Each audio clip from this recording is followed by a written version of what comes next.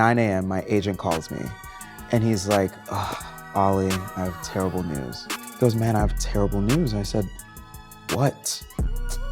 You're gonna have to tell Equinox that you can't continue with them because I think I'm speaking to Mr. Carlton Banks. Damn. 154, we all connected, baby, you already know. I'm talking 154, we bringing Africa around the whole globe. Ain't no place like home. Ain't no place like home. Ain't no place like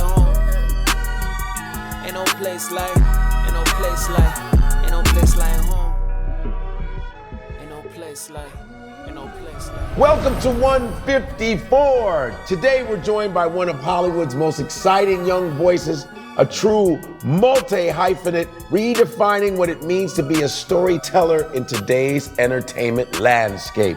He's a first-generation Nigerian American actor, musician, producer, and all-around creative force. You may know him best as Carlton Banks in Peacock's Bel-Air, the bold re-imaging of the cult classic sitcom. But beyond the screen, he's making waves in music, writing, producing, and performing songs. Whether he's on set, in the studio, or on stage, he's bringing heart to everything he touches.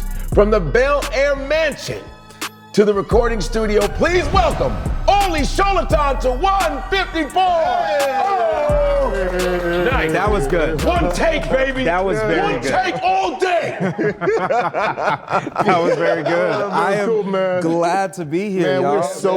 we're so glad that you're here. You know, before we get the show started, man, we always like to kind of break bread with a little bit of chin chin and a little palm wine. This is Have you crazy. had palm wine before? You want to know? So here's the thing. Okay. I left Nigeria when I was 10 years old. Okay. So I never had palm wine.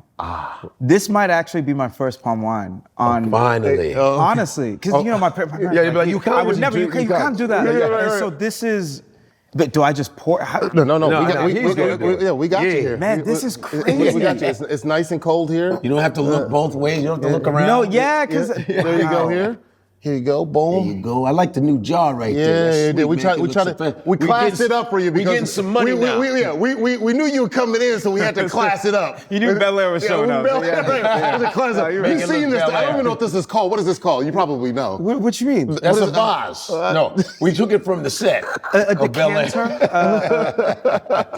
A little cheers Look at here. that. Beautiful. Hey, cheers, man. Cheers. Cheers. Boom, boom, boom, boom. There you go. There we go. Cheers. All right. We got a little chin chin here. I have no idea what I'm about to. Be careful now. This Okay. thing. What it- come on. Is it potent? No, it sneaks up on you. It It does. sneaks up on you because you could just drink the whole thing and not even feel anything. And it's good. It's Wow. Yeah, right? Yeah, there's nothing in here. That's what okay. you think. This is water. Exactly. This is juice, basically. It's like juice, but man, it So comes, the very first episode. Why'd y'all put it down? No, keep drinking. No, let the boy drink. Let the boy drink. Go on, Olly. Yeah. Go on, We're Olly. gonna turn this into Nigerian drink champs. Man, so we gotta break it down, man. So Yes. give us, because we know they ain't no Nigerians named Olly, okay? Sure. We know their full name, right? Correct. Okay, give it I to us want to now. hear it. So, Olamide Sadiq Sholotan. Do it again. I'm sorry. Ola Onikpekun. Olamide Sadiq Sholotan. That is not a joke. That was a paragraph. That was a paragraph. You thought you had one. No, mine is longer than him. I beat his. You know how many letters? I don't know how many letters. Okay. But I'm also a prince, so you would also add Omar Ba before that. So it's Omar Ba Olamide Sadiq Sholotan. I just need Well, you- he's a real prince. You know what I'm saying? Just like put a little respect. He's a on my- fresh you know what I mean? prince. Yeah. In Africa, he's fresher than the Yeah. Fresh Prince. You see? I'm just saying, do you have- Can you beat that? Yeah, can you just please go? He just dusted you Akbar, off. Oluwakemi, Idowu, Bajabiamila. Nah, he beat might you. be 32, tied. 32 letters. How much is yours? I didn't. Yeah, no, yeah, actually, that's how he beat you. He can't I just even have count so them. many that it's like, Yo. you know when you have enough things, like, what am I going to do? Count Yeah, it? man. Mine's shorter than all of y'all. That is endless. Yeah, it's just one name. Oh, my goodness. Undubisi, Chukoma, Danchima. That's it. Wow. Yeah. But you guys, woof. I love the story. When did you get to the point where you go, man? I gotta shorten this down. I gotta cut it down. Do you want to know what's funny about my name? So my first name is legally Olamide. I probably shouldn't put my business out there, but oh well. Legally Olamide, but it was supposed to be Olamide. But I think when I was born, my dad got really excited. And so he put my middle name as my first name. And so forever I would go by Olamide. Olamide. And then when I came to the States, you know, people, Olamide, Olamide. Olamide. Or just anything but Olamide. And then my first like phys ed teacher was like, cause I went to a British school. He goes, can I call you Olly? And I was like, hang on, that kind of hits low key. Yeah. And so I went as Olly for the longest time. And then when I started acting, everyone tried to get me to drop my last name. Yeah. Everyone was like, you should just go by Olly. Or like shorten it to like Olly. I don't know, your last name is just really difficult. And I developed this complex where I was like, if I'm gonna change my first name, I can't change my last name too. Just something about me has to be, something about me has to be recognizably Nigerian. Yeah. I just can't. You can't erase it. I can't take off all of it. So I went with Olly Sholotan. Sholotan. Yeah. Okay, man, I like that. I think it's a great story. I had, it's a little bit different for me because it's Akbar is the first name. Yeah. People try to say, you can't, come on, it's 2 syllables. You can't shorten that Sure. down. But I get that. Give me the meaning because there's always power in the name. Like, you know what I mean? Nigerian names are always the highest. In Yoruba, my people, my Yoruba people, I'm a Yoruba man. Yeah, Yoruba man too. See, there's 2 of us in here. Just Igbo, man. Well, we'll I'm fight all later. right. Don't even I'm worry. all right. I'm gonna be all right. Nigeria, Kwenu. We can fight outside, it's cool. That's right. But no, we're all one here. Yes, we are. Right. Except, our Ebba's better. But Whoa, damn. He said it. I can take something you want. I don't care. I got your back, man. Ola in Yoruba means wealth. Yeah. And I remember when I first started saying that, everyone would be like, oh, like y'all are obsessed with money. It's like, no, like, I think the most beautiful thing about our people is wealth isn't just not at all. money. It's health. It is wisdom. Wisdom. Learning, it's academics, love. It's family, So respect. Allah means wealth. Allah onikbekun means my wealth will never not be full. My wealth will always be full. Olamide means my wealth has come. Yeah. Sadiq, my grandparents on my dad's side are Muslim. Sadiq, And so yeah. we would all get Muslim names, and yeah. Sadiq means my friend. Yeah. And Sholotan is interesting. Because I didn't recognize Was it that. like charlatan? As a Nigerian. He's a charlatan, he's a fake.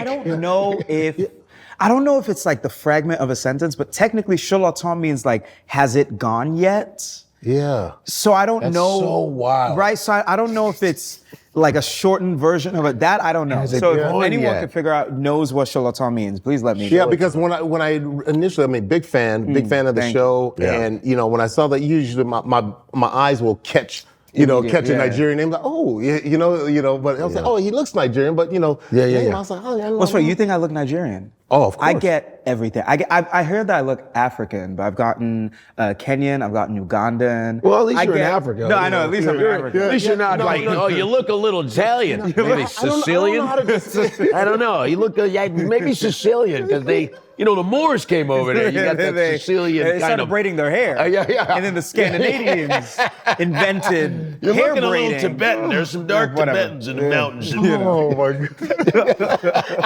God. So you mentioned British school.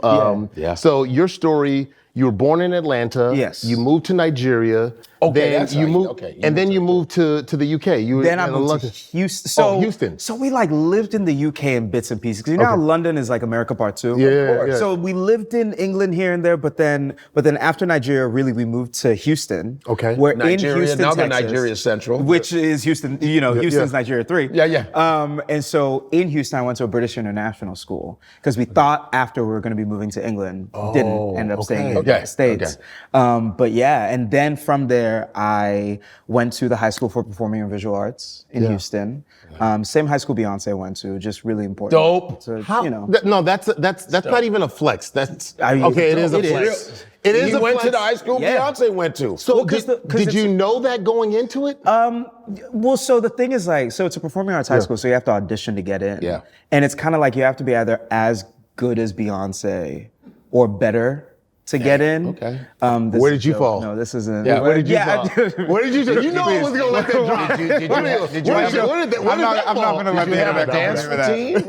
Were you like, Well, you have to do all of it, right? No, 'Cause I was in really? musical You had to theater. do Yeah, you had to dance, you had to sing, you had to act. like they used to do, actual have talent. Yeah, like Yeah. you had to That's- audition to I get in. love that. I didn't know And that. Were you nervous when you auditioned to get into the school? most terrifying experience of my What life. was your routine? What was your song? Did you? Man, Because you that got to be was like so long ago. That was Was it one singular sensation? No, it was man, I don't even remember. Because also I grew up performing, but I didn't know. Yeah. Growing up in Nigeria, I just didn't know that this was a thing that I could do.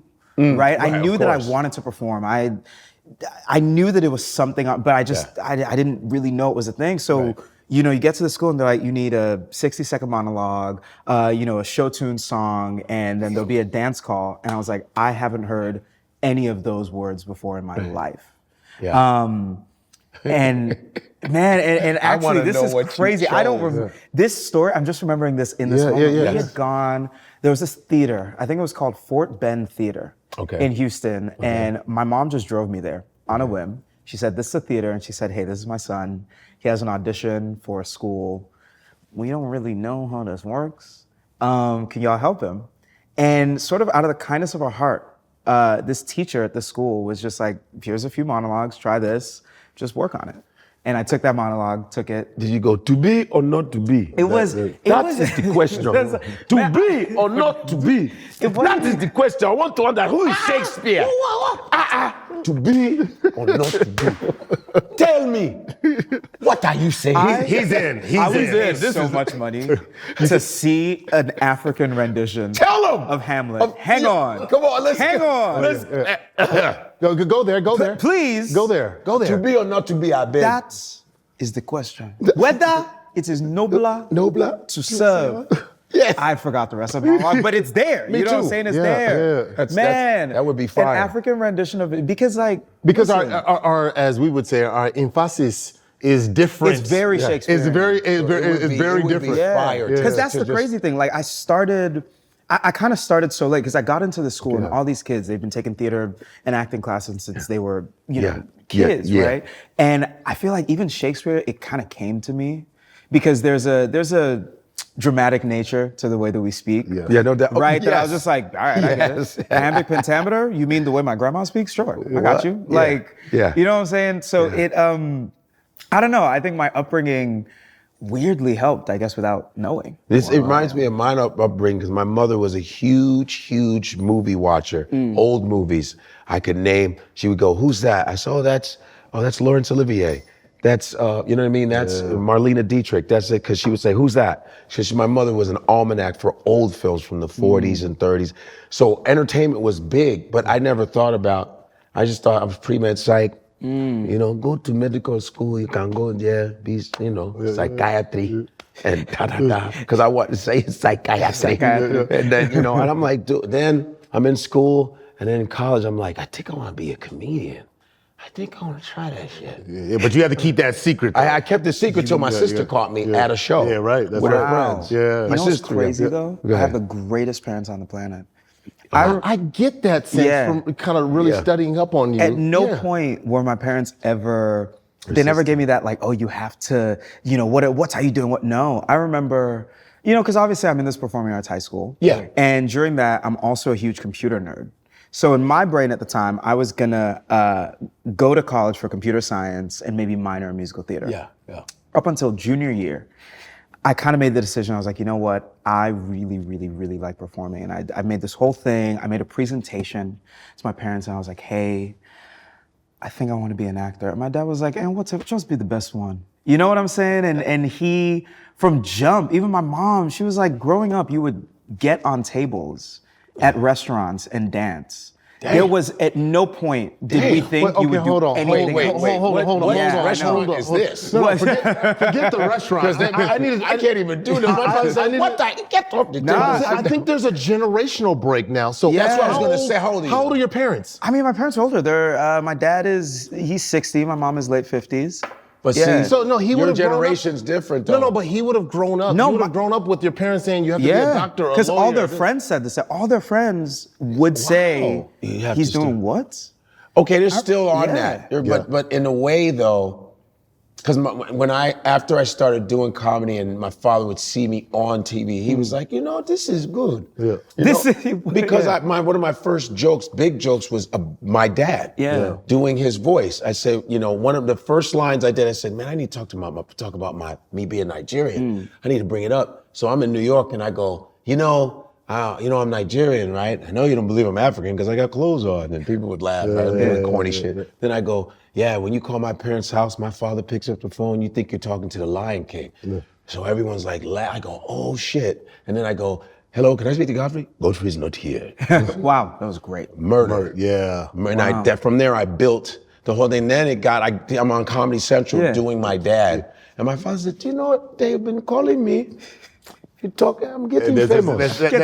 So he said this was good. When he started to see the result, they just want to see stability. No, but here's the crazy thing. Even before that, I'm saying before it going was back to high school, before it was. I'm telling you, my mom drove me to this random theater. That's dope. Just because I think there's a gift my parents were given in that they have the ability to see people for who they are. Yeah. Whereas I feel like a lot of people see people for who they want them to be. But that's mostly Nigerians. That's Nigerians. Yes, and that's the big dilemma. The big dilemma is fighting what people expect you to be versus who you are and what you feel on the inside. And I'd imagine too, like navigating that, and then also too, like the culture change, because you're doing this through a culture change, and you're like, you're coming from Nigeria, you're born in Atlanta, a little bit over in the UK, then you come down to Texas, so you're managing the culture shifts, the expectation, like how was all of that for you, managing in that time, in that period of your life? I mean, look, I think it's interesting, because I can look back at it now and see how fundamental it was. I think it's great. Helping me in who I am now. Yes. Right, because, now here I am, I'm a multi-hyphenate. I'm a musician. I worked on computer science for a little bit. I was a programmer for a little bit. Beautiful. I wanted to go into VFX. But I think it's because of having been in all these various cultures and identities in all these various rooms, I'm so good at just locking in and, I see what this is. Like, I understand who you are. No doubt. Right? I got really good at accents as a kid. Yeah. Just because, I got to the States and I didn't want to be made fun of for having an accent. So I just kind of copied whatever I heard. Yeah. And so it was this funny thing where, because there's a million British accents. Oh, of course. And so I went to a British international school. And so all these various British kids, so depending on who I was talking to, my accent was completely different. So you could, That's crazy. We have an expert. I don't know if I'm an expert. I mean, here's the thing, you are an expert, so I'm not gonna jock your shit, you know what I'm saying? I ain't no expert, man. Okay, I don't know nothing, man. I ain't gonna jock your shit. I ain't no expert in no accents. I'm the least of these when it comes to that, because he always sounds like Akbar. You sound like Akbar, but he's just Akbar. Akbar, he'll be like this. I mean, that's Akbar. Okay, watch this. Do your Trump. No, I'm not gonna do Trump. I'm gonna do my British. Do your British. Mummy, can I have some marmalade? You sound like Akbar. Was that good? Mummy, can I have some marmalade? Mummy, can I have some marmalade? I think that he's gonna give me the credit. See? That was too long. I think that stinks. Hey, you know what, man? I think that was some bullshit. That was a great performance. We will call you. No, don't even worry about it. I've been in that room before. Don't even worry. Yo. We love it. We love you. You say, we're gonna Mom, call you back. No, man, you were fantastic. We'll call you. We'll have our agent. Yeah. Don't even worry about it. So go ahead. Lose our number. So what accent? Like, give me the same line. Right. What accents are we doing? It sort of depends on what you want, right? So I had this idea. See how he switched? I had this idea for a while. I was like, what if, when I first come on, I pretend to have a British accent? Because there's this thing, right? It's this small thing that happens. Every time you see a British actor, you're like, that's the greatest actor I've ever seen. Yeah. And so I was like, what if, season 1, I walk around like I'm British, right? Thank you so much for having me, Jimmy Fallon. Carlton Banks is such a phenomenal role. And to get the chance to play this American, this historically important American character is just wow, an honor. Let me tell you, I'm getting the Emmy. Right? Like that alone, that would have won me the Emmy. Think about a British accent. Thank you. No, thank you. That was freaking outstanding. Thank you. No, thank you. The thing, but the seamlessly switched. But the thing about a British accent, you could be illiterate and you'll think you graduated with a PhD. You'd be like this, I don't know how to read. Yeah, You're that's like, the smartest thing I've ever heard. Yeah, you do. Yeah, you invented the dictionary. It's like, I never went to school. I'm like, no, you did go to school. Now, in America, when someone's dumb, they're dumb. Yeah. You'll be like this, man, I ain't never read before. Well, yeah. we can tell. I don't know not much about reading.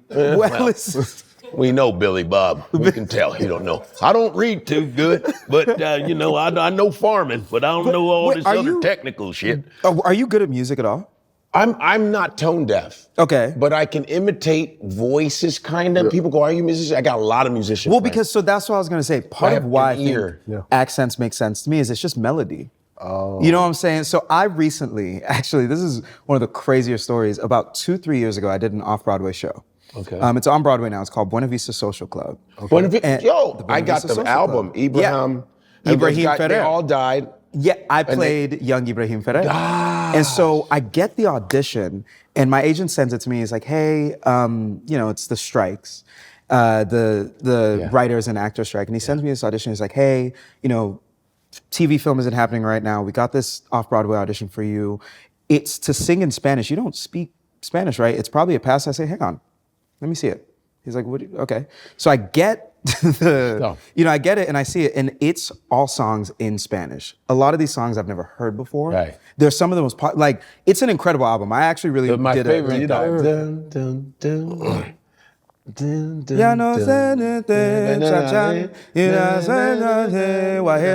That's my favorite. So I memorized these songs, not speaking a lick of Spanish. I memorized the sounds of the Spanish songs, and I got the job. I mean, I did the full off-Broadway run. Did you talk with an accent? The Cuban accent? I mean, I sang so well in a Cuban accent that afterwards, a lot of Cubans would come up to me speaking Spanish, and I was like, so now I speak a little bit of Spanish just from that experience. I speak Spanish too, a little bit. Oh. Yo hablo español un poquito, pero yo entiendo mejor que yo hablo. Sí, necesito practicar todo día, especialmente en Nueva York con la persona. Oh, Nueva York, sí. Sí, like you got Colombia, Puerto Rico, Dominicanos, diferentes países. So it's muy importante para el estudio español todo día. Sí. Who the hell are you guys? I honestly think you guys are both spies. I think you guys are both spies. And by the way, Cubans are Southwest Nigerians. Yes. They come from the Yoruba tribe. So here was the thing. The thing that was so incredible about this experience for me, right? I'm doing this Cuban show. And in a way, I'm experiencing this sort of imposter syndrome. Because I'm like, why am I here? What am I doing here? And then I hear and I learned so much about the Yoruban influence in Cuban culture. And, obviously the enslaved people were taken from, the banks of West Africa and scattered across the Caribbean. But a lot of Yoruban culture is deeply, deeply ingrained. Well, you have Santeria, which they practice, which is the saints, and then the Yoruba gods, Chango, Oshun. Those are all our gods. And my mother spoke Yoruba, by the way. Okay. She grew up in Lagos, and so it's and rumba. If you ever listen to rumba, it sounds exactly like Nigerian music. They're the original salsa. Yeah. Cuba is the original salsa. I know they say Puerto Rico, Colombia, but it's all because if you talk to when I would talk to old Cuban guys in New York, they'd be like, no, mi padre son Nigeria. Yeah. Nigeria, historia de Nigeria. But I said, boom, we are direct descendants of Cubans. And so Cubans like to celebrate. They say this thing. Ache. And what is it? Same. No, dude, really. listen. If you see a fried banana, you're an African, right? You say Maduro you say plátano, tostone is the green one. You can say the Haitians say banan. The Haitians say banan. The Caribbeans say plantain. Now, when I'm in Amsterdam doing comedy, Dutch comedy, I've done it for 10 years. I went to a Surinamese restaurant. Suriname is a South American colony that the Dutch came, and they look like us, but they speak Dutch. Yeah. So they say, we go to a Surinamese thing. I said, cool, they're from Curaçao, whatever. And I said, wow. And then that banana showed up. Wow. I said, what the hell is Bacabana? I said, everybody got a plantain. We all got a plantain. We all connected like a motherfucker. And that's my favorite too. Like the that dodo, means you African, brother. And the dodo is. I want to hear this Cuban accent though. Let me hear this Cuban. Well, I mean, so Cuban accent just like in speaking Spanish. Not like okay, like gotcha. Spanish in a Cuban accent. But you can't talk like that. You have to talk like that. See, I haven't practiced that one, so I'm not going to do it. I thought you can. I'm not going to do that. Because a lot of times people try to say they try to talk like the Cuban, but it's different. Then you have the Puerto Rican, it's different. When you talk, but my English is not too good.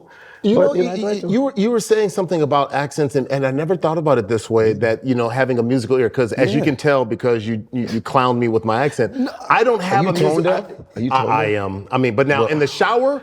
Man. No. In the shower, you be singing. Man, I don't believe that shit. I do. In the shower, no, seriously. Absolutely. Like, I don't want to invite you there, but like, I'm telling you, like, pause. Bro, in the shower, you're playing Wembley Stadium, bro. You're on your SoFi Stadium tour. It's because it's the heat. I got you. The resonance, all of that stuff. So what song do you usually sing? I know you want to leave me. But I refuse to let you go. I dropped the soap. This girl is on fire. Yes, she is. Girl is on fire. He said this girl is on fire. Yeah, that's the key. Pause, bro. No, pause. That you hit that. Yeah, no, it's all right. No, it's the lyric. No, I'm not gonna let you do my boy like that. I'm not gonna let you do my boy like that. This girl is on fire. I'm not gonna let you do my boy like that. That's the lyric.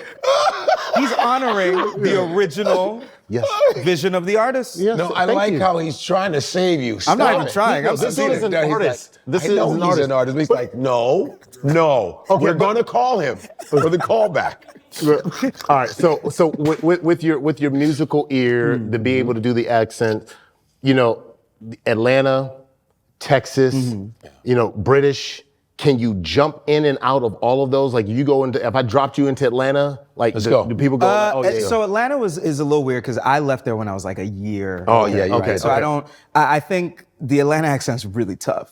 Okay. I could do Southern pretty well. Okay. I mean Southern, that's just pretty smooth. That's not bad. It's pretty simple. I feel like we hear it all the time. Yeah. LA is that. But then you got. What is LA? Because I'm from LA, like born and raised here. So what do we? There's LA. I was gonna say there's like a South Side. LA. Yeah. I told you about that. First off, the Z is not there. It's cuh. I cut. You're so bad. No. It was an I cut. That did not a cuz. What's up, cuz? No, I think he's from LA. Okay. There's cuz and then there's cuz. I said cuz. But watch this. Yeah, tell me. But I was pretty good. Okay, if I do Snoop Dogg. Chicago. Now watch me do Snoop. It's like, yo, what's up, cuz? I don't give a fuck about none of that, home. I can do that shit. What the fuck you talking about? Well, yeah, but I just did Snoop. The generation is different. Did Snoop. See, language changes as the generation goes. Wait a minute. But what's his name? Nipsey Hussle. He had that accent. What you talking about? Yeah, Nipsey from my town. But he had that almost Snoop Dogg type accent. He was Eritrean. That's right. See, man. What? You know. It's all right, so I'm hey, cuz. Chill out, cuz. Hey, you a mark, dog. You a mark. You ain't nothing but a mark. That's 80s. Mark ass. You a mark, though. You a mark. Wait, hold up. I don't know. No, that's not. Oh. I don't know. I just went like this. You trying to get in trouble. Yeah, I was gonna say. See, one thing I've learned about people in LA, they don't play. Yeah. Well, I'm from Chicago, which is also a gang-ridden city. I know about But hold on, I want to ask you about Nigerian food because I think it's part of the big culture. Like, as you were making your rounds in the different areas, how big was Nigerian food for you? I mean, I ate it all the time at home. Like my mom is, which everyone says this, my mom is the best cook my mom. on the planet. Yeah. I know everyone's mom's the best. Could burn, but like, bro. It felt like home. It was home all the time. Give me your favorites. My favorite, Eba and Egusi. Hey, that's my number one, like, baby. That's what? the one. Hold on, but is it Eba over Inyon? Eba, definitely. Mine is Gari and Egusi. Okay, so mine is Inyon, then it's Amala, and then Eba. Amala, I can't get into Amala. Me I want neither. to so bad. I do. Amala is not my it's thing. Just like, hold on. My thing is, just stop all the cameras now. What's going on? No. Let me, here's the thing. I don't dislike amala. Okay. I will just always take eba or pounded yam. Okay. first. Right. So it's like between those two, why would it just never? Amala is just. I don't try. know. Is it the color? I love The it. color is weird. The color and I used to didn't make me feel weird as a Okay. kid. Sometimes it's visual. But now, even as an adult, I'm just like because everyone tells me, oh, the thing with amala is like, oh, you have it with egusi. No, egusi with You can have it with egusi, with okra. Okra With, soup, right. Yeah, with okra soup, and you just like it. You just swallow it. I'm like, so what? So I'm not What's the chewing. So I'm not purpose? enjoying. What's going on? You take a couple. That's why they call it swallow. Yeah, like what's Swallow. going on? If I don't get to like chew it, Yeah, I come wanna on. chew it and feel At it. that point, I was gonna have a smoothie. What are we talking about? You know, so I'll okra take smoothie. An That's a okra thick- smoothie. That's An a okra thick- smoothie. That's a thick smoothie, man. Oh man, That's a thick slimy one. So I'd rather have it, Bob. Okay, so I could actually, and do you still eat it? Yeah, oh Is it- yeah. okay. Oh yeah. My mom, so I like to think, so I'm 27, right? Okay. I'm, at that age where I'm now my own man. You know what I'm Yeah. saying? I'm an adult. I don't need mom and dad for things. You best Shit. believe every 2 weeks, I call my mom and my dad. I say, hey, can I have jollof rice sent over, please? Can I have some eba sent over, please? And you best believe, my mom, every single time, she, whole care package. Beautiful. But yeah, I've learned how to make jollof. It's just not as good as my mom. So what am I gonna do? Yeah. My know? my dad would Process. crush it. Absolutely crush it. Nigerian, it's a process. Nigerian is. food is processed. You I got can't just different- get it from Ralph's. No, you know what I'm hell saying? no. I can't just In a I can't jar. just go to Whole Foods Yeah. and mix it. It just I doesn't was work. in London in September and doing shows, and this dude walked in. I was in this Jamaican, I was at Notting Hill area, which is awesome. Yeah. And I'm in this Caribbean restaurant. Were you there And for this- Carnival? No, I wasn't there for Carnival. I was just okay. doing shows. Gotcha. And that's in August, I think. They have the big Carnival okay, in okay. August, yeah. So I was like, this dude walks in, some Irish dude walks in with boxes of fufu. I can't make this shit up. Irish dude? I've never seen boxes of fufu. It Like said dry or cooked? In a box like cereal, it said fufu. He goes, hey, I have some fufu boxes. I'm selling fufu boxes. You wanna buy some? I go, where the hell did you get that from? And so I just took a video. I said, there's fufu in a box. Wow. I've never seen fufu in a I've box. never seen- I I've said, never he goes, heard that It's before. like, I sell them down the street. They just have them, you want to buy them. You just found them? I was like, you just yeah, found them in I the said, where you streets from? and every- I'm from Ireland. I'm from Belfast. I was like, well, fuck. Oh, look, Well, you're shit. a fucking cunt that you had the fucking fufu. I'm Nigerian, Yeah. He's like, oh, well, it's cool. You want to buy them? He's like, whatever. I sell them all the time. I sell them all the time. It's like, Wow. dang, it was Man. it was And wild. just like the Vikings invented hair braiding. Look at that. Man. Here we go. Look at that. I love that. It's from the Vikings, What else did we not do? Yeah. He's like, that's Vikings. That's Viking. It's not just you guys. my goodness. It's like a Viking. I love when they do that. Celtics actually are from Africa. Their I didn't know origin, the Celts. Yeah. But where's fufu African from origin. then? What? Where's fufu from? I'm still Might trying to be get over, like, how did it's fufu from get to China? Ireland? A fufu manchu. Like, what the heck? Yeah. In a box. It was Cooked or not cooked? I'll show you it's in a box, bro. He had 3 of them shits, and I bought one I made a video. I'm gonna show you the video Okay. after. Okay, I was like man. this. What are you? He's like, oh, you want to buy them? He's like, fufu. I sell fufu on the street. All right. Okay. was All right. like, I want to see that video. So you make the transition from high school, Yeah. and you go to college, and Yes. you decide to come to California. Yes. UCLA. Yes. What was that process like, getting from over down south to UCLA? What made you choose Well, UCLA? I'm Nigerian. Okay. And Yes. so I'm very goal oriented. Okay. Right. And pretty much from sophomore year of high school, I think I'd realized my dreams will come true in Los Angeles. Like Los Angeles is the place that will make that happen. So I applied to 3 schools. I applied to Chapman, USC, UCLA. Got into all of them because I'm Nigerian. And then I loved the campus and the program at UCLA. And I knew I wanted to do musical theater. And what was cool to me was that UCLA's program was what's called a Bachelor of Arts, whereas the other programs were a Bachelor of Fine Arts, meaning that those programs were super Specific? Yes, super specified. So you would wake up, do musical theater, do only musical theater, go to bed.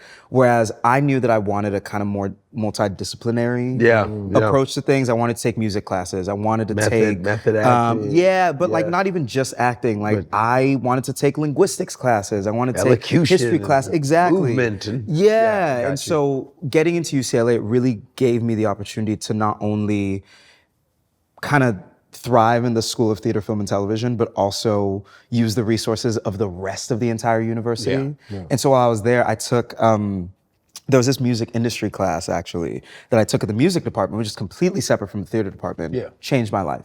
It was with, his name is Bruce Floor. He is the head of Red Light Management. And we had essentially taken this class on how do you break an independent artist. This was in 2019. How do you break? Yeah, like how do you break as in how do you break. But like how do you essentially like in music, breaking an artist kind of means to have them reach sort of critical mass, right? How do you take an artist from unheard to you know, how do you break an independent artist or even just a new artist? And this class changed my life because it was all about how back in the day, the gatekeepers of the industry, you know, kind of prevented certain things from happening. And now artists really have it in their own hands. And what was so cool was this was, I think, right before or right as Billie Eilish was kind of popping off. And Billie was at Interscope at the time. I don't know if she's still at Interscope now, but she was at Interscope at the time, and they had used her as a case study. I think that during that class, Bad Guy came out, and she broke as an artist. And he was doing a case study on that. And that class, it really that was what got me into music. Like I'd always enjoyed music, but that class was sort of what made me realize that rather than waiting for a producer or a writer or someone. You took it into your own hands. Yeah, and so literally that semester I started, well, at UCLA we use the quarter system. So that quarter I started producing music and I just taught myself. You had no musical background prior to? I did musical theater, so like I obviously producing music, but no, I'd never produced music before. Were you like GarageBand? Were you doing all that I used stuff? FL Studio at the time. Okay. I think at the time it was Fruity Loops, but I used FL Studio. And then now I use Ableton. Okay. But yeah, I started off, my dad had gotten me an iPad for Christmas, and I started off using GarageBand. Yeah, that's just kind of, how does this work? But YouTube University. And, I learned mixing, I learned arranging, I learned kind of all of it. I was on YouTube watching you, prepping for this interview, and I was just seeing you kind of geek out about like how I'm like he's a really all right. Watch this, and you're stretching. I think you were doing like a little tune, like where you're going, and then you did all this different. I don't know the language you guys speak, but it was this, and then you. I know exactly. I was doing a track breakdown. And one of the things I love to do, I love to use the voice as an instrument. So something that I do if I can't find the right drum sample, if I say something like boop, I could take the P. And I can make that a kick, and that ooh, I can stretch it, take it up or down a couple of octaves, and it kind of now sounds like a synth, and then I could play that sound. Just watching you go through that was like a masterclass. I thought, I'm gonna pick something up. I watched all 13 minutes of it. And for me, like when I don't have a skill, I get inspired by other people's skills, and I'm going, how does he know how to do that? Like, where does he? And you're sitting there and you're stretching out. I don't know any of this stuff, but I'm fascinated by, wait, aren't you an actor? Like, how do you have was it time frustrating to do? when you were first That was cool. Yeah, making beat. Is it frustrating? Because that is not easy. I think ever since I can remember enjoying anything, I've enjoyed music. I've enjoyed sound. Yeah, no doubt. So I think I never had time to be frustrated because I was always so excited by all the things I was learning. Yeah. So yeah, I think it can be frustrating to have a sound in your head and not know, and not be able to sort of deliver it. Yeah. And the cool thing about doing something over and over again, this as an athlete, is about doing it over and over again is the more you do it, the better you get at doing it. Repetition. Right? Yeah. Repetition, right? And so the more songs I make, the more beats I start, the more people I have in my studio, the better I get at getting to the thing that's in my brain. Yeah.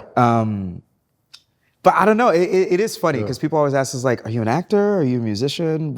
You're everything." Like I cannot put you and refuse to put you in a box because of just really how talented you are, and we're going to get into that too. But I wanted to ask you because UCLA, and I think about you being an out-of-state student. Yeah, you had to have a crazy tuition overhaul on that. I mean, it's expensive to go to school nowadays. I mean, I just sent my son through school. I'm so sorry. $250,000. Yeah.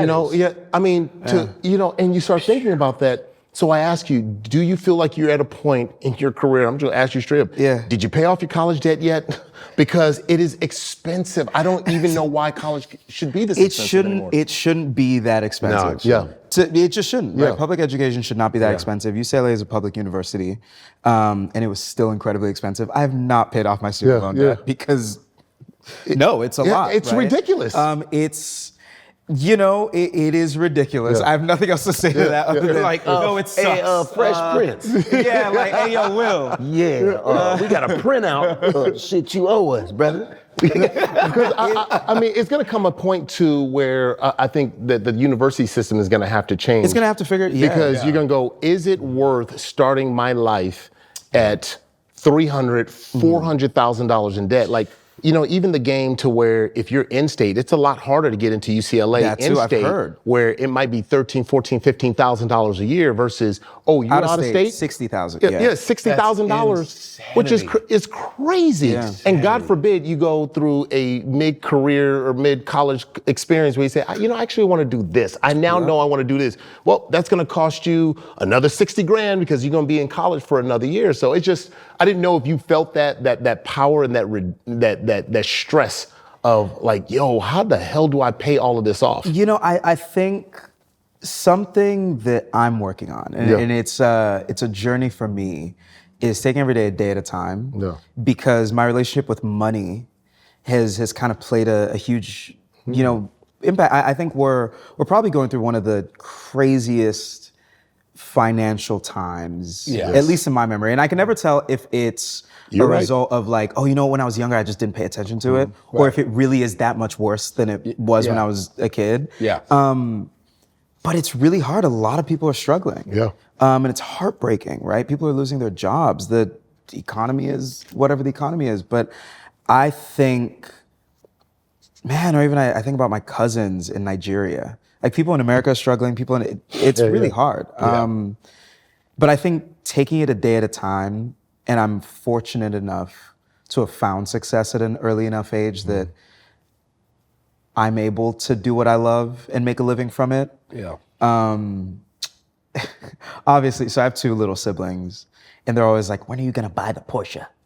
When are you gonna, you've done a television show, you should get the car." And I'm like, no, right? Because I think that comes eventually, the Porsche, the house, the whatever, that comes eventually. But, and I think this goes back to really, really, really good parenting. Yeah. I'm a saver. I'm a saver. I'm a saver my money. That's the Nigerian spirit, though. That's the Nigerian spirit. Yeah. Every girlfriend I've ever had hates it. Babe, you want to go to Nobu? No, I don't. Nope. I don't. I'm allergic. When it's our anniversary dinner? Sure. Yeah, right. Before that? Yeah. You mean, babe, let's go to lunch. Ocean Prime for lunch? We're gonna go to every woman should know this. I mean, it was hard for my wife, marrying a Nigerian man and knowing that is something that I just think we witness, that we put the F in being frugal. Man. We put the I in being innovative and going like, wait, instead of doing that, we could just do this. Yeah. Whatever it is to save a buck, we will. Man. Only exception is my mother. How so? Well, it's just I'm gonna buy her what she wants. As you should. As you should. You know what I'm saying? As you should. Like it's my first. I remember my first Bel-Air check. I bought her a new laptop in a bag. Nice. I know. That's what you're supposed to do. You treat your mother first. Mom. Even when I had a job, my first job, 15 years at a grocery store, right? Because my father said, "Go and find a job." I said, "Oh, okay." And he goes, "Go to this." There was a grocery store like a couple blocks away. Got over there, right? And I got the job on the spot because the guy was like, there's an Italian guy, hey, you need a job? I was Man, like, I miss those days. I was like this. I go, yeah, is this the place for jobs? This is where my parents shop, but I'm trying to get a job here. And the guy, and Italians ran the grocery business in Chicago. And the guy goes, you want a job? You want to work today? I go, yeah, my father wants me to work. I go, all right, fill this out. We're going to give you a thing, vest, all this other shit. And I call my dad, I go, hey, Dad, I got a job. Good. Click. So I'm bagging groceries, learning how to bag groceries. And I'm 15, and then the guy comes back out. You got any friends that need a job? I go, yeah. So I call 2 of my buddies. We're 15 years old. We all got jobs. Then when you get your, 5, 6, 7 days later, I get a check. And I go give it to my mother first. Because you can, that's a tradition. So if I give it to your mother, then she gives you the money, some of the money. It's like, so that's like, you're supposed to get your mother. Now I want to know how much you love your mom. I'm not gonna ask you what kind of bag because I don't know bags. I don't know bags. What kind of computer? Because you said you was a computer nerd. It was a computer. So like what kind of computer did you buy your mom? It was a very lovely Apple. Yeah, it was a MacBook Air. It was a MacBook Air. He loves his mom. Air is not the biggest. No, that's what I'm saying. Again, I'm still frugal. I need to be very clear. That's all it is. If you got her an Apple, computer, he bought you love your mom. Bullshit one. Exactly. Now, if you got the whack, because I had the Air, that shit was trash. No, you got to remember, but mom, she wouldn't even buy her Air Jordans. He got Air What you think my mom is doing on her computer? Right. You know what I'm saying? She's on Facebook and WhatsApp. What is this button? She's in the WhatsApp groups, sending the mass text. Yeah, you don't need to do anything crazy. You know what I'm saying? No, you're right. The mass text. Of course she does. My mom and my dad, it's like some new text of, don't go outside. If you go outside and you see an A on your car, just know someone is coming to steal you. That's not how that works, but okay, fine, whatever. Hey, they will blast your WhatsApp. It comes to a point, oh my goodness, forgive me for all my uncles who are gonna watch this. Your WhatsApp is uncles blasted. I can't even keep up. I can't even keep up. The Nigerian WhatsApp. WhatsApp warrior. It's not a game. Usually if I'm bored or if I'm sitting in let me just see what they've been sending. You know, they just go through because sending it's articles. so much. There's so much articles. I don't got Did you hear what happened to the president? No. Like I don't got it in me. I don't have that. You know, it's not my ministry. It's just not. Right. Yeah. All right, let's talk about auditions because I really, I'm super excited. Like knowing that we have you here in the house. The acting career for a lot of people, they've taken different turns for people, but it's always that beginning part. What were auditions like for you prior to getting Bel-Air? Because that's the one that I'm always interested in. You know, I think auditioning is something people don't talk about a lot is that auditioning is a completely different skill. Damn right. Than acting when you have the job. Why? It just is, because auditioning feels like when you're on set, when you're on the job, everyone is there, in service of the project. It feels like we're all on the same team. Auditioning feels like kind of this, from the setup of it and everything, it feels like this inherently antagonistic It's a bullying setup almost. where you're walking into a room, there's a line of people sat in front of you. All right, now do the thing. Yeah. And it feels so vulnerable. You got 3 to 4 minutes. Man, and so when I first started, I would get in there, lines memorized, boom, I'm ready. The minute I opened my mouth,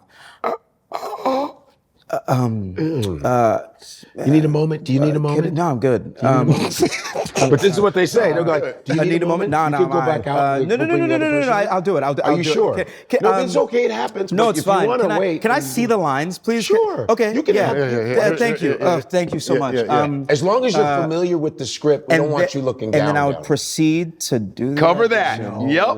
Looking at was that good? And they go, thank you. You want to know what they say to me? I know. We'll call you. We'll call you. We'll call you. We'll call you. Love you. Never did. Have you ever, I'm going to suggest, there's a book called Audition by Michael Shirtley. I can audition now. But I'm saying, there's a book called, I even just looked over it because I auditioned, obviously I'm only longer, but there's a book called Audition by Michael Shirtley. And I remember it sold out in New York, gone. Samuel Frank, it's really a good book. Because auditioning is different than getting the role. Once you get the role, you can work on it, you got to troubleshoot it. But it's like, they always say, always have the paper's in your hand, even if you memorize Even if you never use it. Just Oh, is that right? have- Oh, you're supposed to have it in your hand? Yes. It's a psychological thing. Right. You Yeah. just kind of. You don't have to worry about Yeah. because when you worry about that's what happens when you're like worrying about memorizing. But when you have it in your hand and you've memorized it, you'd be like blah blah blah blah, and you go, yeah, but you can look up and down and they get see. So it's that. And then because I always think that, you know, if you have it in your hand, they think, oh, he's not prepared. No, that's not at all. Not at all. Not at all. Yeah, they don't care. No. And I think my life changed once I realized that they want me to be the answer to their problems. That's right. it. I would always get into these audition rooms. I'm like, oh, casting directors. Da, da, da. But then I realized they would want nothing more than for me to walk into the room And go, do the scene and go, oh, great, we can go home. Right? Like They want you to be the they answer want me to be the to answer. their problem. So if I walk in there and at 10 a.m. I do the best scene they've ever seen in their life, talk about a day. They said, wow, it's 10 in the morning, we can go home. Yeah. You know what I'm saying? Like that's what they want. And once I kind of realized that, it really changed the way I auditioned, right? It stopped feeling so antagonistic. Have and you I could ever go felt in there. that some casting? I remember there was always casting directors that I like and some that I didn't. I go, fucking hate going to this place. She doesn't like me. You feel like, oh, she doesn't like me. But there's always castings that go, Godfrey, come on in. You're like, and my audition is always great. They always make me feel good. There's some I go, fuck, I'm gonna freeze up this girl. I'll be honest, I love casting directors. Like I said, I don't like them think all. when I was younger, I used to feel some type of way, but Yeah. now, because we're all trying to do the same thing, right? They're trying to make the director and the studio and everyone happy, Yes. and I'm obviously trying to pay off my student loans. Yeah. And right. so Yeah. we're all working for the same thing, really. No, when you of think about course, it. of course. And I don't know. I've learned to really, really love that process because at the end of the day, if I'm not the answer for this one, Something I'll be the else. answer for the next one. That's Something okay. else, So was there an audition that you didn't get that you really, really wanted? Man, what was the Last Stand? No, not the Last Stand. What was the standalone Wolverine movie? Called What was that? Logan. Logan. Okay. It was for Logan. I Of course remember- you would know. Yes, no, it was for Logan. It was yeah, Logan. yeah. I remember I had gone in, I don't remember where it was. I had gone in, and that was the one where I was so nervous. Yeah. Because I wanted this so Marvel, bad. yeah. Completely messed up the lines. Yeah. She said, would you like to do it again? I said, yes, can I have the lines, please? And I go into it and I look down and I messed it up. And I was so upset at myself. And you want to know the crazier thing? I didn't know it was Logan at the time because it was under so many usually, NDAs. yeah, it's It always just said NDA, yeah. Fox superhero project. And I remember I had no idea what it was. Months later, I'm at UCLA and I go to the Bruin, our movie theater, and I'm watching Logan and I see that scene. the scene. And it's actually, it's a guy that ended up being a friend of mine. His name is Quincy Faust. That's great. He got the role and I remember sitting there watching me like, I could have been in Logan! And you know, That could have been me! And you know, I don't know how if you auditioned. 1883. Yep. With Sam. Oh God. Samuel L. Jackson. No, not Samuel Jackson. Sam Elliott. Okay. And I love Sam Elliott. You know, he's the guy that talks like this, and he does the full Ram truck. Okay. Oh, yeah, yeah, Oh, yeah, yes, yeah, yes, yeah. yes, Ram yes, yes. trucks. Yeah, yeah. And so it was an NDA. It was it was Taylor Sheridan. Taylor Sheridan, yeah, So yeah. I'm like, it's a cowboy. He's a Civil War thing. I was like, this is great.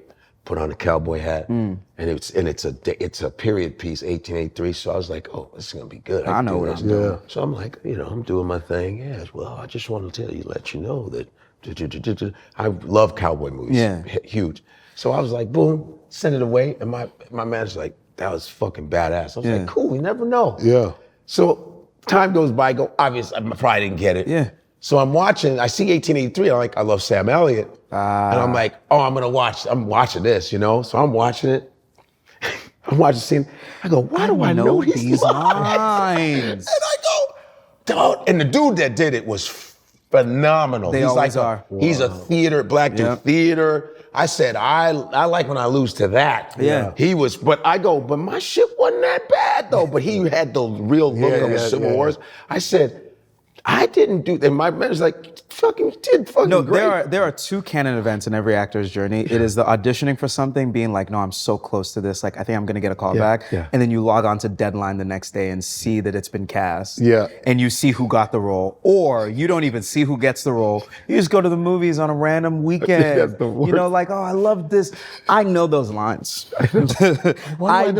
I was the one. I am the Black Panther. That was me, yeah. Lost that. You know. Dang. I am Black Panther. So then there's got to be other parts where you've made the audition, they get the call back, you then get a part, you do your thing, and then you go to watch it and you're not there. Man. This happened and I was surprised. Man. All American? Man. Wait, because I auditioned that 3 times. Because All American got to me because I went to Crenshaw High School, grew up in LA. Wow. So I'm like, oh yeah, I gotta see what this is about. You know, it's supposed to be inspired by.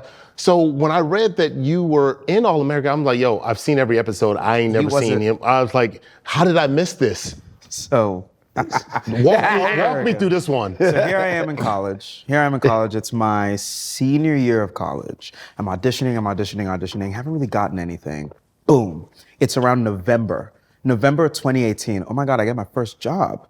It's a co-star role on All American. This is the most incredible thing ever. I remember like I'm walking around class. Your walk change. You know what I'm saying? Yeah. The walk changes. Yeah, I'm walking around campus like, y'all ain't know this, right?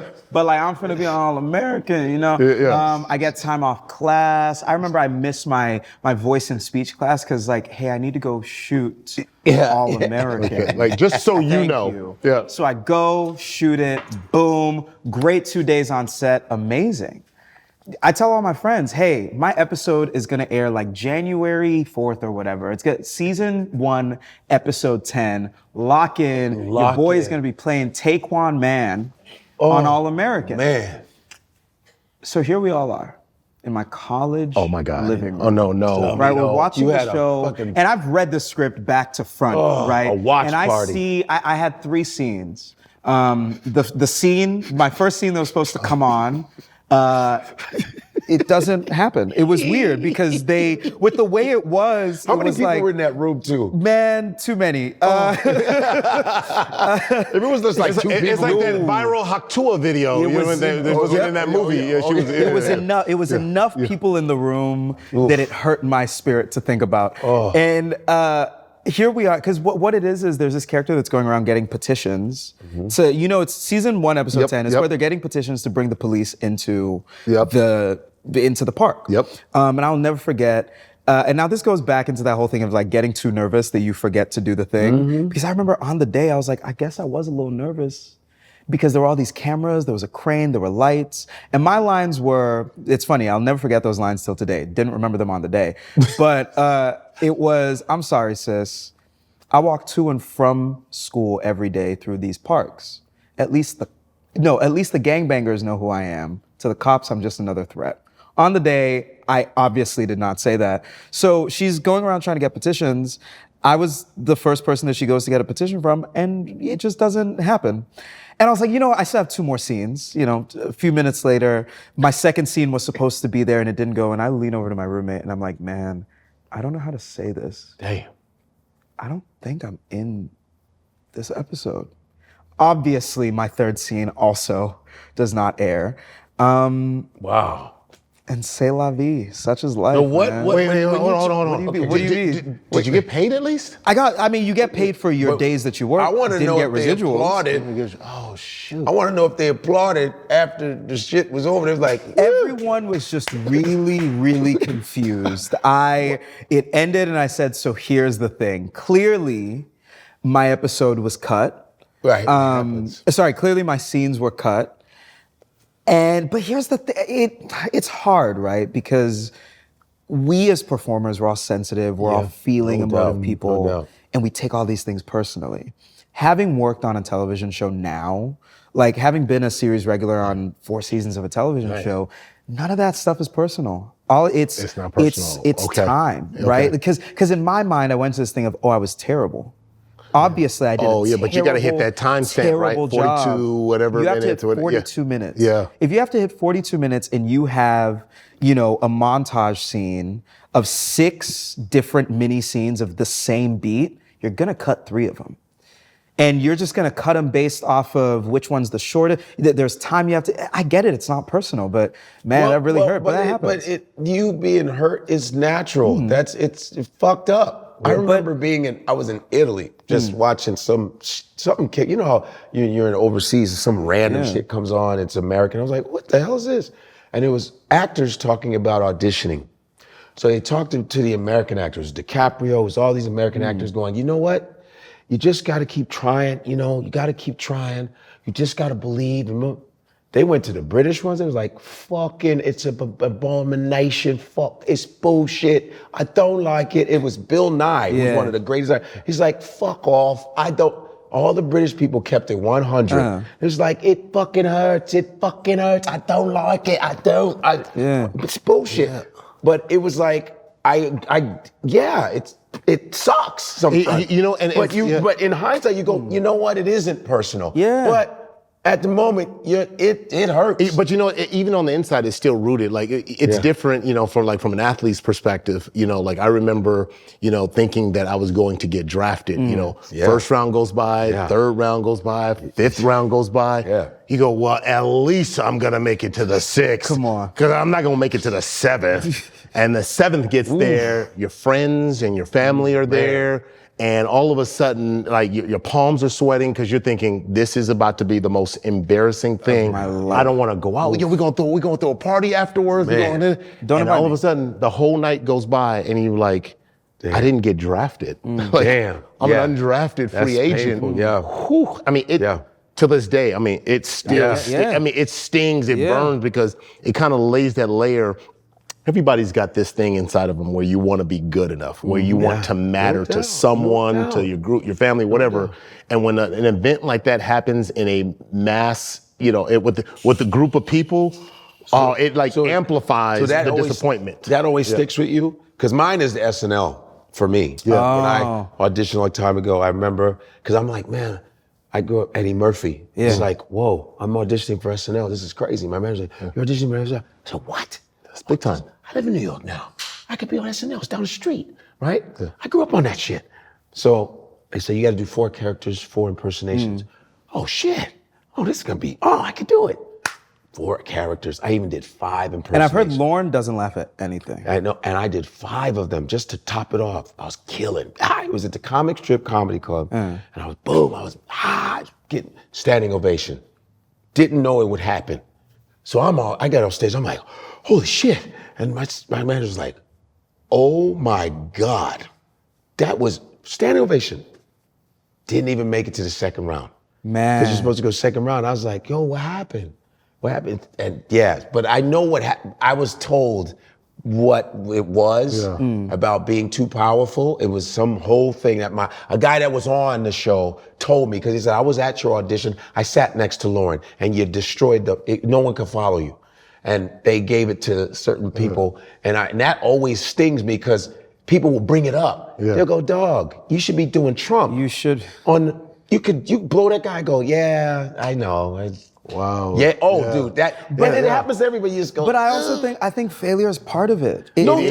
Man, It is. No doubt. I think that feeling. Because here's the thing. That feeling sucks so much. I went and played Carlton Banks for 4 seasons, right? Like no, right on, no doubt, no doubt. But because it's the engine, the gas that excels you forward. No doubt, no doubt. So let's talk about, because Bel-Air was massive. I was so excited that Bel-Air, they were going to do a remake. I'm like, everyone, I think, to a man, everyone was like excited about like Bel-Air. Yes. It was like I auditioned for the Joffrey guy. Oh, Jeffrey. It was between me and that guy. Jimmy. Yeah, Jimmy. Between me and him. I got to give him like a sweet. Crazy. And I said, this dude's British. Damn, fuck him. I'm like, Master William. And my shit was, they were like, yo, they look. I was like, British. I looked up, damn, he gonna get me. Jimmy's smooth. He's dope. He's dope. I met him. He's dope. He's dope as hell. NBC event. I was like, man, that's a cool brother. I was like, and I didn't know he was Nigerian. Yeah, I was like, he is Nigerian. Yeah. So I was like, oh, that's cool. But Bel-Air was, probably one of the most anticipated shows in a long time because it was a cult classic. Everybody knows Fresh Prince of Bel-Air. And your audition process, what was that like? I mean, you got to walk me through beat by beat because I really want to know when you auditioned for it and what was that phone call like when you knew I am going to be the take us through audition it. process. So I, at the time, was living in an apartment in Culver City. Okay. It was a studio. It was a studio apartment in Culver City. I just moved there. I was like, I don't know. I don't have any money. We'll see what happens. So I get this audition request for the Fresh Prince reboot. And my first thought to myself is, no. Right? Like, I think it's so interesting how we do this. Because I'm like, I don't know if, honestly, like, it's such a classic. I don't know if anyone wants to see another Fresh Prince of Bel-Air. Right. Alfonso Ribeiro he killed it, right? He did maybe the best job in all of television with the character. 100%. I don't know if I'll ever be able to touch that. I don't want to go there and do an Alfonso impression. I just don't. And, I'm reading through the audition. And it says, this isn't the comedy. Bring your own spin to it. So I go, fine, whatever. Fine. I'm like, you know what? I think I'll just go for something that's so not Alfonso that they either like me or they don't. Yeah. I filmed this tape, sent it away. You know how it is. You film an audition. Oh, you filmed it? Yes. So I didn't go into that room. You film it? Yeah. Because this was I love that sometimes. 2021. Yep, that's self-tape. That's right. Yeah, Self-tapes. Yep. And so you shoot it, you see what happens. I think this was 2020. Yeah. Either way, film it, see what happens. Maybe a month later, I get a phone call from my agent. He's like, hey, so the studio would like to give you what's called a testing deal. Oh, that's nice. Which a testing deal is the most truly demonic thing in the history of existence. Let me explain why. Okay. Because what a studio test is they say, hey, we really like you. So we like you enough that we're heavily considering you for the role. So what we're gonna do is we're gonna negotiate your deal. Right? We're gonna call your agents, call your lawyers, and we're gonna negotiate. You're gonna know how much you're gonna make, the endorsement deal, all of it. They go through you negotiate the deal. This is before you have the job. Yeah. And they say, now that you've negotiated the deal, now that you've bought the car in your mind, now you've done all of that, go into that room and do it. Now do it for us. Because the idea being that they don't want a situation where you audition, you get the job, and now all of a sudden you're like, my rate is $1 million an episode, right? So essentially they pre-negotiate it, but it causes this deep, because again, like, you've never been so close to anything. Yeah, that's unfair. That's a different type of warfare, right? It's like saying, yo, go and kick that warfare. ball. You can kick that ball now. If you kick that ball, I'll give you $200 million. Not saying I made $200 million on Bel-Air, but I get it. But right, and now all of a sudden, kicking that ball is a little hard, right? It's like pressure. Man, I really got to kick. Oh, wow, that's far. So it was that. So I do this testing deal, mind you, all over Zoom. The cast never met in person until after we got the jobs. So I do the testing deal. I do it over Zoom. Oh my God, great, they love you. They'll let you know by next Wednesday. Tuesday comes along, they're like, hey, they're still not sure, they don't really know. Can we extend that deal? Because the deal is supposed to be for 5 days. Can we extend that another 2 or 3 days? They'd love for you to do chemistry reads. So I get on Zoom, I do chemistry reads with Jabari, with Simone. Specifically, with Jabari and Simone, we do all these chemistry reads. They're still not sure, they're gonna have to wait another week. So obviously I'm like, they don't want me. They don't want me. They don't want me. I did a terrible job at the chemistry read. Did you cry? I didn't cry because, like, you know what I'm saying? Like, I didn't cry. And then eventually my agent called me. I'll never forget.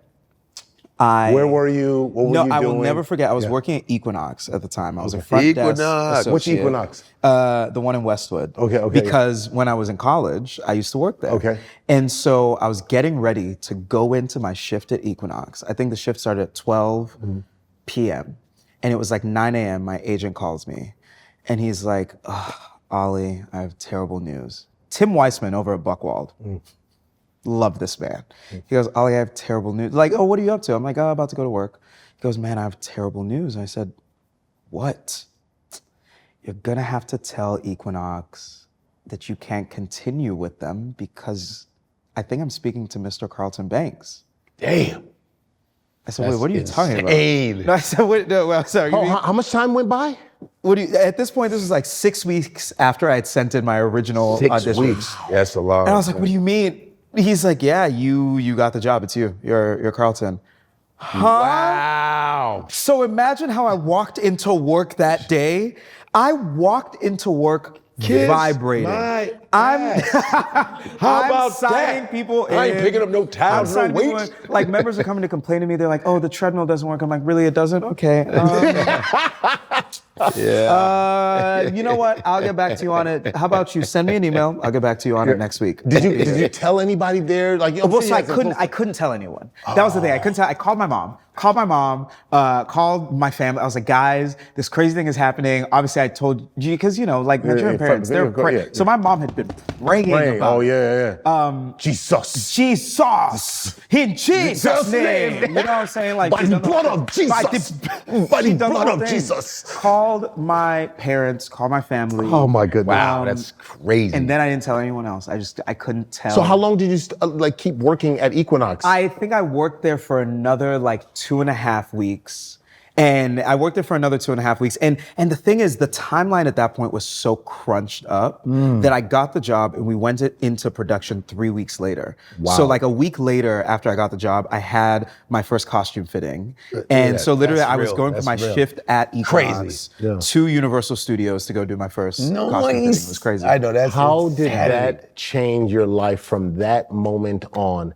How did it change your life? I don't think I realized, it actually didn't significantly change my life. Because the press release came in, but no one really knew, right? Because no one knew what it was. Oh my God, this new cast, whatever. Right. Like no one knew who it was. Other than, who's this African kid playing Carlton Banks? Like what is that? Because also everyone was like, what is happening? Like what's the show gonna be? And I think it was, the show aired, and it was at our premiere. Our premiere was it was in Santa Monica. Mm-hmm. And I remember walking the red carpet and everyone was like, oh my God, Olly over here. When you're walking a carpet and people are yelling for you, I was like, is that for me? That's me, that's crazy. And then they screened the episode. And because it was still COVID, so we social distance screened it because it was a drive-in. So we were all in our cars screening the episode. The minute the episode finished, it was the loudest cascade of honks that I've ever heard. And I remember me, Jabari, Jordan, Simone, Coco, Akira, we're all standing there. Will Smith comes up behind us and he's like, yo, that was crazy. Wow. Get ready for the ride of your lives. And I think it was in that moment that I imagine we all kind of looked at each other, and Morgan was also there, Morgan Cooper, the creator. And I think it was in that moment that we were like, I think something might have changed. And then 2 weeks later, we had gone to New York, and me, Jabari, and Coco had gone to see MJ the musical. And at intermission, we couldn't go use the bathroom because we had tried to go use the bathroom, but people were just crowding us because they're like, Bel-Air, like you guys are on Bel-Air. And it was in that moment I was like, hang on, I think my life is different now. I don't think I can just do things like normal. Nope. Yeah. And that was that the original cast? That was with Miles. Yeah, that was with Miles. Miles Frost is amazing. Miles Frost was incredible. I went there to see him. I'm a big Michael Jackson fan. I was like, that kid talented. No, he's incredible. Yeah, he's talented. And so, we couldn't walk out of the theater without a security escort. And I think that was when I kind of realized that, this is crazy. Yeah. So Carlton Banks, the new Carlton Banks, such a complex character. Of all the different cast members, I love everybody on there. You had this complex character. You made me believe you were Carlton Banks, not because you weren't anything like him, but you had embodied real experiences just through everything. I mean, I saw it all. I'm like, I could actually see old Carlton Banks really having this as his secret that no one ever knew that he was struggling with. And so I believed watching dang, dude, a druggie, oh man, this rich stuff really does wear on you. Mm-hmm. So is there a favorite scene that you have that you go, man, this was a powerful scene, powerful one for me that I really enjoyed? I have two favorite scenes. One that was cut. And this goes back to, it's not personal. It's not personal. Not personal. One that was cut, it was season 1, episode 3, I believe. Yeah. After Carlton has a lacrosse game, and mom and dad say, "Don't worry, Carlton, we'll be at your lacrosse game." They miss the lacrosse game, and Carlton, loses. He gets ejected, and he goes to the basketball court, and he sees mom and dad and the entire family at Will's basketball game. In the show, that's where that scene ends. Oh my God, it sucks. What we shot, Carlton then goes back into the locker room, and he has a panic attack and just trashes the locker room. If you watch the season 1 trailer, there's a clip of it where I'm smashing a lacrosse stick. That's one of the most visceral scenes I have ever shot. And the second follow-up scene is, I think it's season 3. I think it's season 3 when Carlton relapses and he and Connor go to the drug house his car gets stolen and he's in the rain. Just because it was a really hard day. We shot that until 3 or 4 in the morning. It was cold as hell. But I think that role, it's taught me so much compassion and so much patience, right? Not only for oneself, but also just for people. You never know what anyone's going through. Yeah. Did you have counsel from Rubiero at all? Did he ever come Alfonso and I have never really gotten the chance to talk. He's a busy man. Yeah, I've known him. He used to come to my shows in Florida. He would come. I've known him for over the years. I've never met him. I've met a lot of the original cast. And he's that guy. He's like, Godfrey, what's up, man? Boom, boom, boom. He's a nice, one of the nice. I thought he would be like. No, I've heard great things about. But and maybe do the song. Not unusual to be loved by anyone. But I think and he's even said it himself. I think he's more interested in hosting now, and he's fantastic. He's really good at it. I was actually texting with him last night just because I wanted to kind of go through the process. Because one of the things that I thought to myself, knowing Alfonso and just really too, just how difficult it was for him to break out of that character. Did it ever cross your mind that, man, if I take on Carlton and I crush this, people could and will only see me as Carlton? Did that cross your mind at all? Because for him, he was typecasted, and he's been very, very open about it. Because I was asking him about how did you break through, or what was the secret for you to try to reimagine, who you were as an entertainer. And so with all the pain, he had to disassociate from that, kind of go away and then come back as something else. And obviously he's crushing it as a host. But for you, when you saw that, knowing kind of his arc, did that concern you? I have a very strong belief in that, I think your journey is going to be your journey. And I don't always think there's anything you can do about it necessarily, right? So on any given year, an infinite amount of television shows get written, right? Let's say of that, 30% of them get picked up. Of that 30%, maybe 10% will film a pilot. Of that 10%, maybe 1% will go to series. My goodness. Now it goes to series. Do you know how many shows get people to like them? Talk less. How many shows go on for 4 seasons? Talk less. How many shows create a character that's so iconic that people associate you with that? I look at it as a blessing. I think to do something so important and so impactful to people that, even though everyone knows this isn't a real character, they see you and they feel so viscerally moved.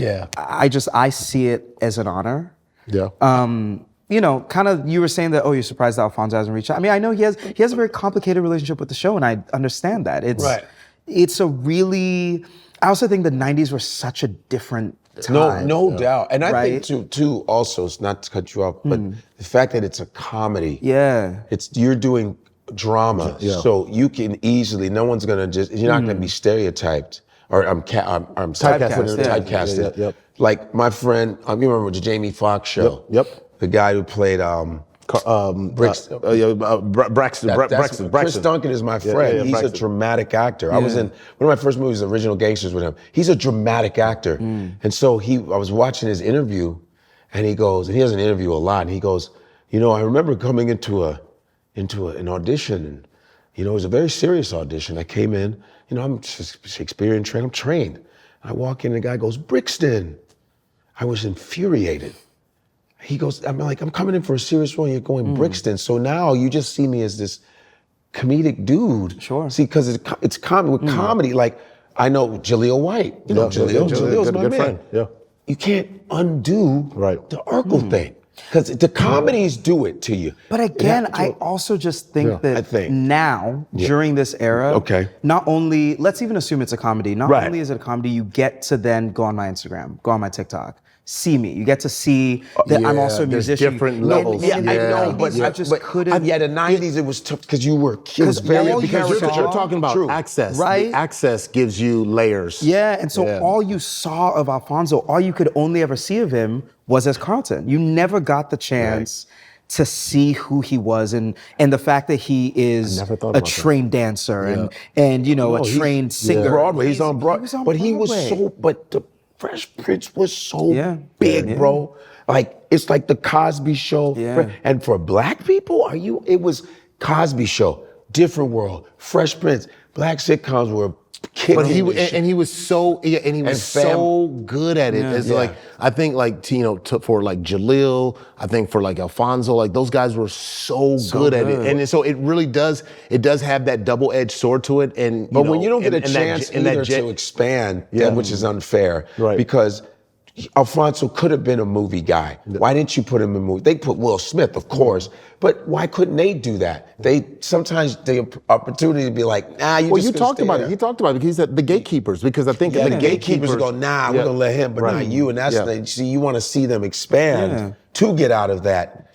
But I think it wasn't necessarily a worry for me because, again, I'm fortunate enough to be in an era where, because social media exists, this double-edged sword No doubt. At times there's too much access, but I think it's given me a really cool opportunity to even still show people the different colors that I have. You had many different colors. We talked about the complexities of your characters. I want to know, like, for real, because I get that you're a good dude, solid dude. How did you tap into some of these really hard emotions and things? Because from drug habits to envy and jealousy, like real like emotion, and you saw it like, sometimes like I wanted to give you a hug. I wanted to reach to him like, man, this dude just wants to be loved, man. Y'all overlooking him, man. Like you had it all, man. I mean, you were, I still remember the scene where, Will coming in and, and you're up on the podium and you say, oh, I'm taking my shot at him right now. You know what I mean? It was just like, I'm like, damn, you were everything. And I didn't know where to place my feelings for you because you were so complex. Like, how did you tap into that? Because did you even experience any of these things growing up? My thing is, I think there's only so many human emotions that exist. Right. So we've all felt those emotions, right? We've all felt like we weren't good enough. We've all felt like we were overlooked. Yeah. We've all felt unloved. And it's a very vulnerable thing to do. I'm not going to sit here and pretend like it's very easy. Yeah. Right. But, my challenge and my journey on set was, okay, these feelings that I know exist in me, can I do the vulnerable thing and bring it to the surface and showcase it? Yeah. Because I think it's that important, right? For me, I felt as though it was that important to show this Black kid going through these things because it's real. So while I've never necessarily been in that one-to-one situation, I felt like I wasn't good enough before. Right. I felt like I deserved something that someone else got. I felt like the girl that I am in love with loves someone else. We've all felt that. Push him in the pool. You know what I'm saying? Push him in the pool. Hey, my fault he couldn't swim. Maybe he should have learned that in Philly. I don't know. Hey, you were wrong. Just saying. I don't know. I don't know why they got swimming pools in Philly. I'm a fan, dog. I'm a fan. Thank you. Yeah. So it was hard. I'm not gonna lie, it was hard, but it felt necessary. Yeah. So like, there's a powerful scene. You're crying with Uncle Phil. And, it was this really crazy thing to watch you go through this experience, and seeing, Uncle Phil, of course, on screen crying. In Nigerian households, we don't see our fathers crying, right? No, like, it's not, a thing that we are accustomed to seeing. How did the unspoken codes of, growing up and seeing the Nigerian father, that image, how did that tap into how you played Carlton? Was that natural for you to see that emotion and vulnerability from a man that was your father or your uncle? Excuse me, your father. Uncle Phil's from that perspective. He's your father. Like, was it natural to see that? No. Was it weird in that moment? It was weird. I've never seen my father cry. Yeah. Me neither. Yeah, I think till today I've never seen my father cry. Right. They just don't, They right? don't. So it was very weird. It was very weird, but I do think the thing that I share with Carlton is an idolization of my father. Yes. And I will say, I think in my younger years, it was almost to a crippling degree, right? Because I think about the fact that my father grew up, taught himself English, started working in oil and gas, paid his way through school, moved his family to America, right? So I remember as a kid, I used to have this thing of, if he could do all that with so little, anything I do doesn't matter. Right. Anything I do isn't good enough, right? Anything I do can't even hold a candle to the incredible man that he is. And I think I'm thankful that I was able to get past that. But I think the thing about Carlton is he's stuck there, right? He's stuck in that I will never live up to my father's expectations of me. Yep. And that's where all his problems come from. Now, season 4 is gonna come out. Y'all finna see where that goes. Yeah. But Can't that's wait. where, so I think that's where I share experience in for the show. Okay. There's this, and we got to talk about it because toxic masculinity, which kind of ties into this. There's this idea that, especially like with Nigerian fathers or any man really, that, stands in their strength and maybe they're, stoic and, hold in, some of those, when I say hold in their feelings, they just don't show it. They have the feelings, but they don't show it. What's your take on male strength being labeled as toxic masculinity? Because now it seems like there's more pressure to have men, you're a real man if you cry and you have feelings and you emote and you do all these other things, where that doesn't fly in the Nigerian culture. And not because it's toxic, but because there's real strength in that. Because you talked about, this idolization of your father. When you said that, I said, yeah, me too. Me too. I have this. So much so when my father was diagnosed with Parkinson's, Lord, please forgive me, I thought my father was faking. I'm like, there's no way my dad could have Parkinson's. Right, not as smart as he is. He's too strong. He just wants to retire. He doesn't. Right. That's how deep it is. But I think I had that feeling because I saw strength and power in my father through all the ups and downs. What's your take on when it comes to the demonization of masculine strength, labeled as toxic masculinity? Interesting. My take on that is I think strength looks like different things in different contexts. So I think that there are times when strength is stoicism, but I also think that there are times when strength can be the ability to experience the full breadth and width of your emotions, right? I think a lot of the problems that, there's the male loneliness epidemic, there's the whatever, but I think a lot of it stems from this idea that we have instilled in young men and young boys that sharing your feelings is the death of strength.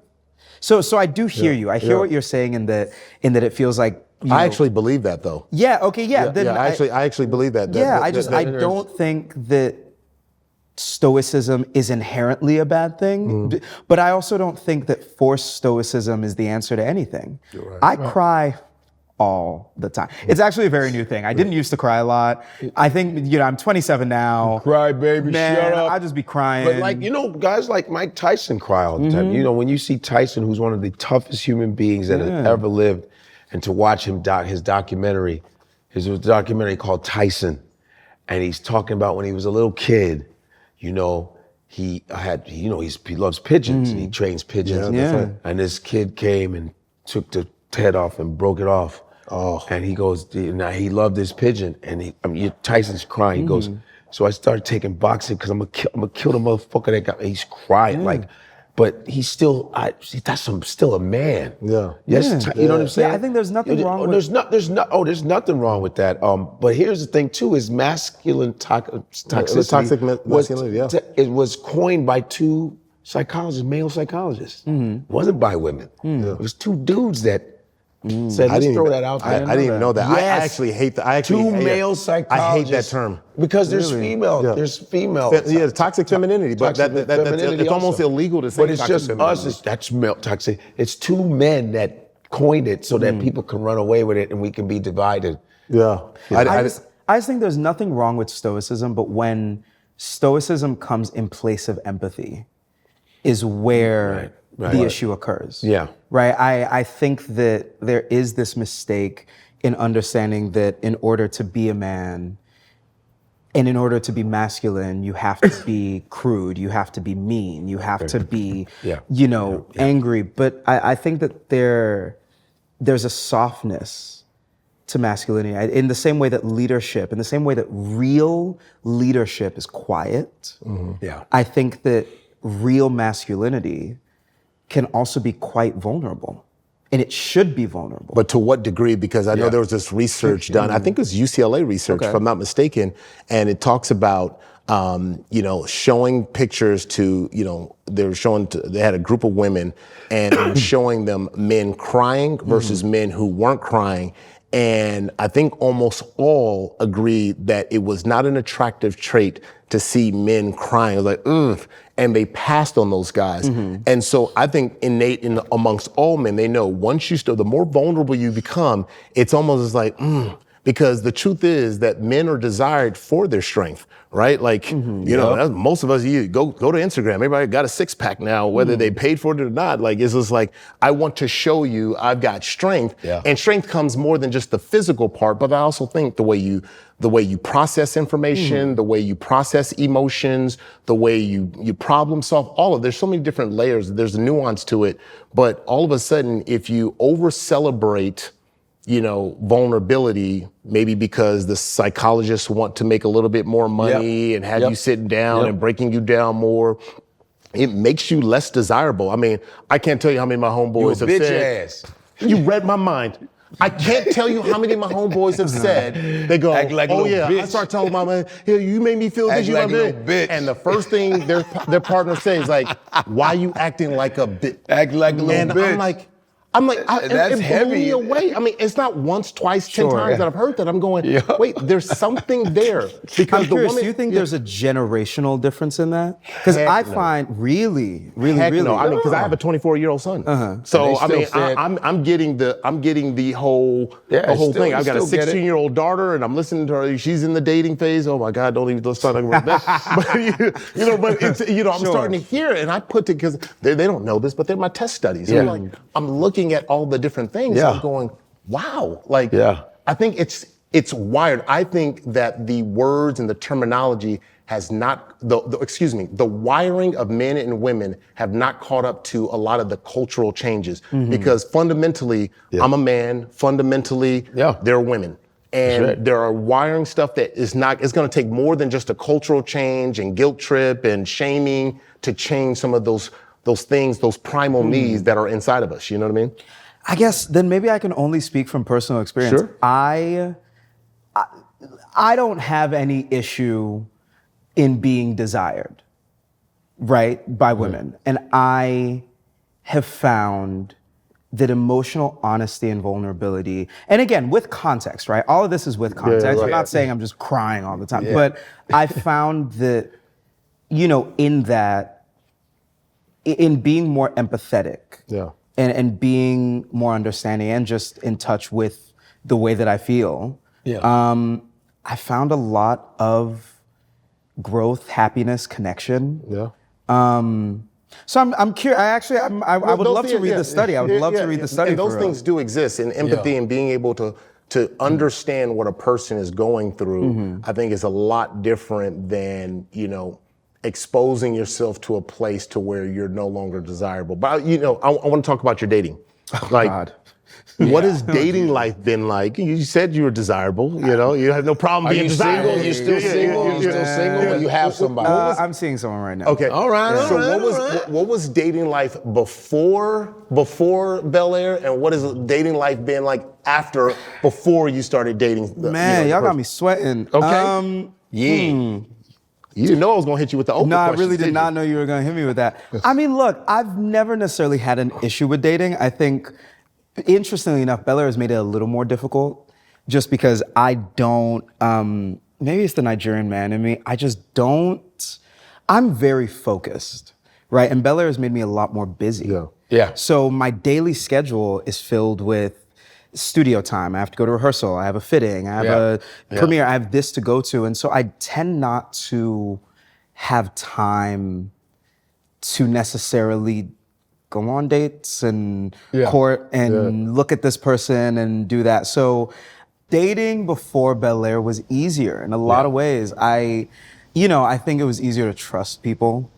I think vetting people was a lot, because it's like, I know that you at least like me for me, because I don't got no money. Right. I'm nobody. Right. But at the end of the day, it's about finding and connecting with people that truly do see you as you and see you beyond the show. And so I will leave it at that. Okay. Because I know y'all are trying to find out something. No, we're not, man. We just want to see if you got something or not, man. Or you just smash it. Smashing and dashing. I got to do Bel-Air. Pop, pop. Crazy. I don't have time for that. West Philadelphia. Here's the thing. Look, I'll be honest. I hear stories. I hear stories from homies, and they're like, yeah, like, da-da-da-da, and I got this girl here and that girl here. I'm like, where do you find the time? Yeah. Are you a monogamous kind of guy? Yeah, that's so much effort. I agree. Oh my God. Yep. That's so much effort and so much attention. It's all about how you do it, brother. I don't. That's all. Hey, don't. Hey, I'm gonna tell you something right there. Y'all don't know the deal. Bro. Y'all just got to Hey, you know what though? Seriously, my wife is probably gonna get mad that I even shared this, but I'm gonna be honest. Here we go. When I met my wife prior to, I was actually starting to talk to someone else, and then somebody introduced me to my wife, and she was my wife then. But I know that, oh shoot, I'm talking to two girls at the same time. I can't do this. So this is not Akbar. It's not me. This is not in my files. Let me look. Wait a minute. I was like, I literally said, hey, I need to take a break from both of y'all because I need to figure it out. Akbar is a walking GPS, man. I could Make a not left. handle the idea of having this conversation over here, having this conversation over there. So I agree with you. It's a lot of work. It's a lot of work, but sometimes you got to go, I'm trying to build an empire. I got shit to do. You know what I'm saying? Right. Do you know how much time I spend between acting and music, and I have this pitch to make and that? Now you mean to tell me I got to go to dinner with 2, 3, 4 different? That's too much work. That's too much work. You do it every once in a while. Man, I don't got it. I don't got it in me. I don't got it in me. Carlton, I want to go back to Carlton because this was cool because I read that you said Kanye West, of all people, inspired the swag for Carlton, man. Like, that was like, okay, like walk me through. I mean, does that not make sense? I mean, now I kind of say crazy, but he still got swag. No, I'm talking about the swag. I'm not talking like about college dropout type shit. Yeah, right? I'm not talking about the controversy, but the swag. Like, what'd you tap into? There's this song called "Hold My Liquor." Yeah, I can hold my liquor, this man can lose me. That season 1, because for every character I've ever made, for every character I've ever played, I make playlists. And that song was the first song I picked. I don't know what it is, because I think there's this undercurrent of darkness in every single Kanye West song, right? And I think he is an artist that is so prolific, and obviously really, really talented. But you know, there are controversies around him, and he hasn't. I don't think he represents his body of work in the way that he should. Okay. Right? Yeah, no doubt. And I think in a lot of ways, he is the subject of his own downfall. And so in a lot of ways, that feels like Carlton. Yeah. Right? I think Carlton is a very brilliant young man that kind of ends up getting in his own way a lot, so much that you have a hard time seeing past the things that he's done to see the actual brilliance underneath, right? Yeah. That's a hell of an inspiration though, man. I know. Yeah, it's a hell of an inspiration. I wouldn't have drawn those two together, but the fact that I read that, I thought that was pretty interesting. Let's talk about some of your castmates, because Coco Jones, wedding She coming is up. getting married. Donovan Mitchell. Yeah. Have you been invited to the wedding? Have the notice been sent out? Are you gonna dance? Are you gonna sing at the wedding? Like, what's the plan? To my understanding, I don't think the notices have gone out, just because I haven't gotten anything. Okay. So I don't think the notices have gone out. I will be obviously dancing my ass off at that wedding. Yeah. But I mean, I remember when Coco and Don met. Like, I don't remember the exact story, but I just remember I was in New York at the time, and Coco and I were just like talking about something, because I was doing off-Broadway, and Coco had done off-Broadway when she was younger, and I was just like, how does this, walk me through this? She was like, yeah, da da da da. And I was just like, what's up? She was like, I don't know, I've seen this guy. I was like, who? Yeah. She was like, no, no, no, and she told me, she's like, but Olly, you can't tell anyone, it's a secret, like da da da da. And he makes her really happy. Like, he makes her really, really happy. They make each other really happy. We'll go to Coco's shows. He's always there. She's at his games. It is, like I said, I think dating in the public eye is a really difficult thing to do. doubt. It just is. Yeah. Right? And the fact that they have done it and are doing it and now are getting married, it's kind of crazy. Yeah. That's a big rock too. Yes. Donovan, that's that NBA rock. That's, my God. Because I remember it happened, she came to set, obviously she was like, it's like the NBA. It's almost like the NBA. It's always an NBA person. Man. It's always a ball player. Well, NBA money different, It's always a NBA money different. But I know it's different, but it's like, and I look at the pattern, it's always a ball player. And I just actors like, ball player. She got a ball player. It's always a ball you can player. tell But ball players also, by the rings? But it's a ball player. But it's so, it's always some tall dude with a broccoli hairstyle. But also, haircut. Donovan Mitchell is That looks like great he's about to man. be in trouble, like. But that's the thing, like, I also, like, short ball shit, players, who did I marry? Donovan Mitchell is a great man. Like, I've met him. No. And he's just a you know good what I guy, mean, though. too. Yeah, I can tell, and I can tell you guys have all of you guys have a close relationship, because I can see the passion and the love that you have for her, and so it's kind of cool to see, because not every castmate get along and stuff like that, but you can tell like you're genuinely happy for their relationship and for that success. But I look at I look at Coco, I look at Will Smith. Mm-hmm. And the balancing of being multi-hyphenated with singing and acting, and you see that with Coco, like, in yourself. What have you learned from Will Smith? What have you learned from Coco in balancing being an actor and a singer, producer, the multi-hyphenate? And it's hard. It's really, because I remember season 1, this was when Coco had just signed her deal with Def Jam. She had just signed to Def Jam, and she was working on her EP that went on to win a Grammy. Yeah. And she had kind of started the idea of the album. And I remember we'd all be hanging out, and Coco would pull up for 20 minutes. She'd be like, guys, I got to go to the studio. Okay, Coco. You know what I'm saying? Yeah. Like, I thought we were hanging out. We were kicking it. Like, we'd go somewhere, and she either wouldn't be able to go, or again, she'd literally pull up for 30 minutes and then have to go. And I remember at the time, like, I was like, girl, this album better be great. Guess what? It won a Grammy. Man. So, you know what I'm saying? There's a discipline that you need. Yeah, Will Smith says this thing. He says the level of specificity and discipline that you need to change your life, it is simple, but it's not easy. Simple, but not easy. Simple, but not easy. And that's the thing. You just have to do it over and over again. So when you say, am I dating multiple women? Man, I got a studio. You know what I'm saying? Yeah. Ain't nobody got time for that? Yeah, I've seen it from them. It takes a lot of work. It is really... Yeah. It's a balancing act, right? Sure. It's a balancing act. And it's funny too, because you kind of have to...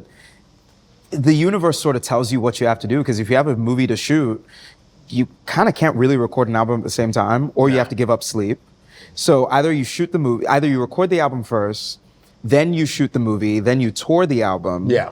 And then you do the Grammy campaign. It's all a puzzle piece. Nightmare. It's a scheduling nightmare. It's all a puzzle piece. Yeah. Has Will given you any advice, like, whether it's acting or in singing, that you go, I'm taking that one to the Man, bank. he said, take it a day at a time. Take it a day at a time. Yeah. And when he first said it, we were like, what are you talking about? Because we got the jobs, and he had said to us, one day you guys are going to be looking back, and you're going to all be married and have your kids, and you're going to look back at a time when life was simpler. And I remember in all our heads, we had said, life is simpler. What are you talking about? Because when we get the show, then we become famous, then we get money, and life becomes easier. Right. And I could pay my rent. Nah, life gets more complicated. And so you have to take it a day at a time and stay focused. Yeah. All right, I got to get on you real quick. You've been all day. No, my Yoruba brother. I have to flip it. We've been in support and I know you've been. I see that Yoruba energy is bugging me. I'm sick of this crap. I'm sick of this bullshit, man. Long ass 82 million ass motherfucker. TikTok, you know where I'm going with this. I'm a brother of a certain height. I'm 6'6". And I saw on your TikTok where you said short kings do it better. Sure. And I have to ask you, do what better? Yes. Do what better? Yes. Break dance? You said, I don't make the rules. I'm just an example of them. Whatever what are we talking about here? Whatever it Get is stuff that under you a are table with- thinking, the answer is yes. He has to say that. Look, He I ain't don't 6'6". have to say anything. Here's what I will say. That short. No, man. What I will say is Explain yourself. Kevin Hart started all this I have bullshit. never met a woman that I was too short for. Wait, hold on. He's stuck. I have never seen him. I'm not stuck. I'm saying before Fresh Prince. Before Fresh Prince. Well, my dad wasn't that tall. My dad was my whole life. I was it's that African thing. Yeah, like my dad come on, was what are we a talking super about? tall. I love your swag, What are we man. talking about? I don't know where you go. I was stuck. You stuck, bro. You were like this. No, I don't. That's what you look like. I'm never stuck. I just like he just went boom. I didn't go. What do I say after that? Like post Fresh Prince, before Fresh Prince, in college. That's what's up. I mean, and he said short kings, but don't. I thought you wanted to challenge him. Okay, no. You already said do what? No, but yeah, you were insulting him. No. His height. No, because he implied that he was better than tall guys, and I had a don't problem think he with that. said that. No, that's what he implied. No, he goes. That's what he's thinking. No. Let me tell you what he said. He's just saying, let's fight. He's saying because there's short men that are insecure about being short. And also, they're doing those, operations. limb lengthening where they're surgeries. breaking Oh my God, yeah. There's a guy that was like 5, I've heard, yeah. and he's now 6 feet. He broke his legs, and he does these poles now. That's painful. And he had to re-walk Yeah. now. And I'm like, ugh. He goes to the gym. He can't do a squat. I can tell you that. I know. If it rains, he's like, He goes to a metal lightning detector. He's like, oh conductor. no. But that's how insecure he was. But that's where he's coming from. No, I know. And you're like, you're 6'6". Yeah, I'm messing. Yeah, I'm You're messing with you. 6'6"? Yeah. Dude, he's.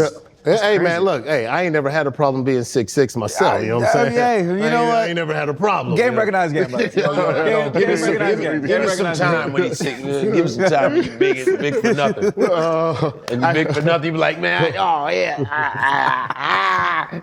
Wait, 6'6". When did you hit six? Like, how old were you when you hit 6'6"? College. And I was happy because I got into college when I got recruited. I got in there at 6'4", and then my sophomore year got to 6'6". I was so happy because Michael Jordan 6'6". Sure. 6'6". Man, I think I stopped growing when I was like 14, 15, bro. Really? Like, I might have grown half an inch in college. You know what I'm saying? Yeah. But like, functionally. That's why you wear your hair up. Like Exactly. You know what I'm saying? You don't give off, what is it called? The little man syndrome? What, Napoleon complex? Yeah, Napoleon you don't complex? give that off at all. Not when you getting Because honestly, it's like look, I'm about to say something crazy, and maybe this is. I think that I am too smart, too empathetic, too talented to really care, right? I have been put on this earth to be more than my height. It's Sammy actually Davis Jr. Yeah, like I can say it's not a thing that is ever bothered me in my life, which is something I can actually honestly say. That's fresh. I don't know. That's fresh, Prince. Oops. Hey. Hey. So Homecoming, you were over at Howard University. What were you doing at Howard University for Homecoming? Peacock had sponsored the Step Show. So Bel-Air, Bel-Air sponsored the Step Show for Howard Homecoming. Who won? The Alphas. The Alphas won for the frats. And sorority, who won? Deltas. It was the AKAs. It was the AKAs that okay. won for the sororities. All Yeah, right. it was a great time. Nine. Yeah, and then there was what was the girl's name? Ari Fletcher. Yeah, Ari Fletcher. She recently posted like, why do adults go to Homecoming? I don't know if you saw that. I did not see this. Oh man, they blasted her. You have a take on adults going to Homecoming? So it kind of makes sense to me. Yeah, I went to a PWI, so I know Homecoming means like me. something different for HBCUs, and I also didn't get it until I went. And when I was on just the Howard campus looking around, I 100% understood it, right? This is, HBCUs were started at a time when Black people were barely allowed to get a degree. No doubt. So to be a Black person with a degree and to be surrounded by other Black people with degrees, fantastic. Man, it is a celebration. Almost, it's a holy supreme feeling. Celebration. Yeah. So did Ari Fletcher go to HBCU? I don't know. I don't think so. So I would imagine she didn't, because honestly, and I get that opinion having not been, but once you go there for the first time, you realize that you're kind of on sacred ground in a way. Yeah, and it's in the title, Homecoming. Like it's for the alums to come back. It's Homecoming. All right, last question from me, because we have I will so many say I different- do agree when like grown ass men be like, "Oh damn, she kind of fire." Yo, It's like, you gonna be looking. She's You gonna be 19. looking. So stop. You're gonna be looking. Well, she's 19. That don't. ain't underage though. Go to the football game. You know what do I'm the saying? thing, Like, you're a and- grown ass man. Take your ass back home. You know what I'm talking about? But, Yeah. hey. All right, let's get into this last one, because you have a song titled Fading, where you say, "Hey mama, are you proud of me?" There's a lyric in there where you say, "Hey mama, are you proud of me?" But as I started to listen to the song over and over again, I started to realize like this was kind of a song of, that kind of embodying what imposter syndrome feels like. Are you good enough? And the fear of, meeting expectations. Where did that song and the inspiration in writing that song come from? It's so powerful, especially when I just heard that, "Hey mama, are you proud of me?" It connected everything to me. The story of that song, that's crazy. You remember we talked about I've been crying a lot recently? Yeah. Man, that's crazy. So I graduated college in 2019, May of 2019. Okay. That fall, I shot my first movie. It was this movie called Run, Hide, Fight, and I was shooting it in Dallas at the time. And my first day on set, you know what it's like when you're on set where you go and they rehearse, and so they run through the scene. And we ran through it, but I'd never been on set before. And so they ran through the scene, and I knew my lines, but I forgot them. And my first thought was, I'm terrible. I have no idea what I'm doing here. Why am I here? What am I doing? Blah, blah, blah, blah. And so I go home and I write this song just kind of about feeling like somehow I've been chosen to do this thing, but I feel like they messed up. I feel like they actually meant to choose someone else, but accidentally picked my name, and now I'm here and there's no way they actually could have chosen me. And then roughly a year after shooting that, I shoot that movie, the pandemic happens. 6 months after shooting, I find out that movie got into the International Venice Film Festival. Nice. And so production flies us out to Venice, Italy. Yeah. We're all there on the red carpet at the International Venice Film Festival. And I had written a song for that movie's soundtrack, completely on accident. I had texted the director and I was like, "Hey, how's post going?" He's like, "Everything's good. We just need one more song." And I was like, "What if I wrote it?" He was like, "Sure, whatever." So I wrote it and I submitted it, and the producers liked my music so much that I'm walking the red carpet. Man, I'm walking the red carpet and they had played the EP that I was writing during the filming of this movie. Wow. And so I'm standing there on Venice. If you see any pictures of me from the Venice red carpet, I'm sweating because I'm listening to my music and I'm listening to the lines, "Hey mama, are you proud of me?" Isn't that a crazy story? That is, man. The very words that I wrote as I was feeling not good enough ended up a year later Making affirming you feel, the very reason why I was doing what I was doing. Wow. Yeah. I mean, that song should be the anthem then for people like myself who've battled and struggled with that imposter syndrome. Yeah. I think a lot of people to some degree, have that. So that's really cool, man. I love how insightful and how thoughtful you are. Thank you. You're definitely locked in. Godfrey, I know you got a question. We got something and a for game. you, though. All right. Oh, man. I read you tried stand-up and you failed. What happened, man? It wasn't even in high school. There was a comedy club. Man, I'm allowed to swear on here, right? Hell yeah. In high school, there was a comedy club, and I was like, you know what? I'm gonna go and try a stand-up routine. And so I had it in my mind that my go-to stand-up routine would just be to say Lil Wayne lyrics, because he had this one lyric, "So wet, I'ma need goggles." And you see how that isn't funny? Yeah. So I walked into, and I said, guys, I'm listening to a lot of rap music. Lil Wayne, he once said, "So wet, I'ma need goggles." Good night. Boo! Everyone was waiting for the punchline. Oh, you was confident as shit. This is how comedy goes. In my mind, that was That was it. because get it? Because he's gonna go down the, right. you know, and No, we get it, brother. We're the punchline. so I left. That's funny. It just And wasn't. you sat there like, I haven't tried. What? Did you recover? What do you after? mean I left? What was the recovery? What do you? and good night. I never went to comedy club again. I don't know. Look, I haven't tried it again as an adult. and stay out. He said I left. I've never tried it again as an adult. I think I'd be better because I have a better understanding of comedy, but that experience was enough for me. Oh my goodness. Oh my goodness. All right, let's get into the game. All right. Let's get into the game. Here's the Godfrey game, all right? It's time for Godfrey. I'm going to ask you, I'm going to name a random scenario, and you have to answer which one you'd prefer to do, right? God. Would you rather win a Grammy or win an Oscar? Ooh. That's crazy. Yeah, of He you. wants to be an E-guy. Easy work.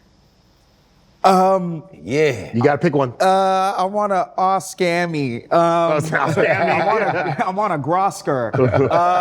Okay, if I absolutely had to pick, I would go with an Oscar. This is more complex than your character. No, like that's actually the hardest question I've ever been asked in my life. Would you rather do a movie with Will Smith or make a song with Burner Boy? Ooh, boy.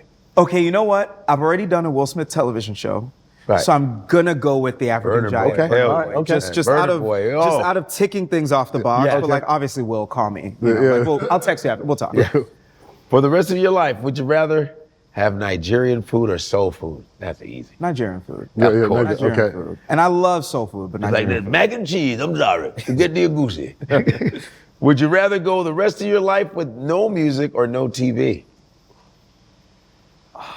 man. We are putting you in the middle right there of music, and TV. I got to. I would have to say no TV.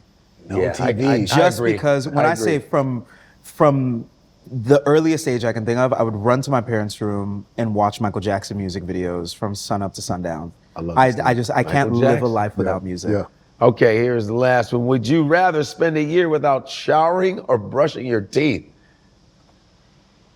I know me. I would have to go with brushing my teeth Without just Hell, because okay. can I use mouthwash? I can floss and I can use mouthwash, right? Oh, you're being real cerebral. without right? showering or I just can't You can't brush. use nothing, just yuck mouth. But I'd rather have my ass stink and my mouth clean. oh man, I guess, okay, if I can't do anything else, I would go with not showering because I would just have to stop going to the gym. Man, that's crazy. I don't know. Y'all man. crazy. First off, Nah, that's crazy. I'm taking a shower. I'm putting water in my mouth. I can do that, and I'm just gonna swoosh. I'm gonna swoosh it all around. There's no swishing. All right. Anyways, man. Man. Yes. Olamide, thank you so much, Yes, man, for that was rocking with us awesome, man. right here on On the 154, man. 154. Appreciate you, man. Man. You're a real talented brother, man. Thank you. A That's real what I'm talented saying. brother. All man. day Ebos, baby. He's your This was fire. You're a bubble. No, I know. I just threw that in there because I was hating. 154, we all connected, baby, you already know. I'm talking 154, we bringing Africa around the whole globe. Ain't no place like no place like home. Ain't no place like, ain't no place like, ain't no place like home. Ain't no place like.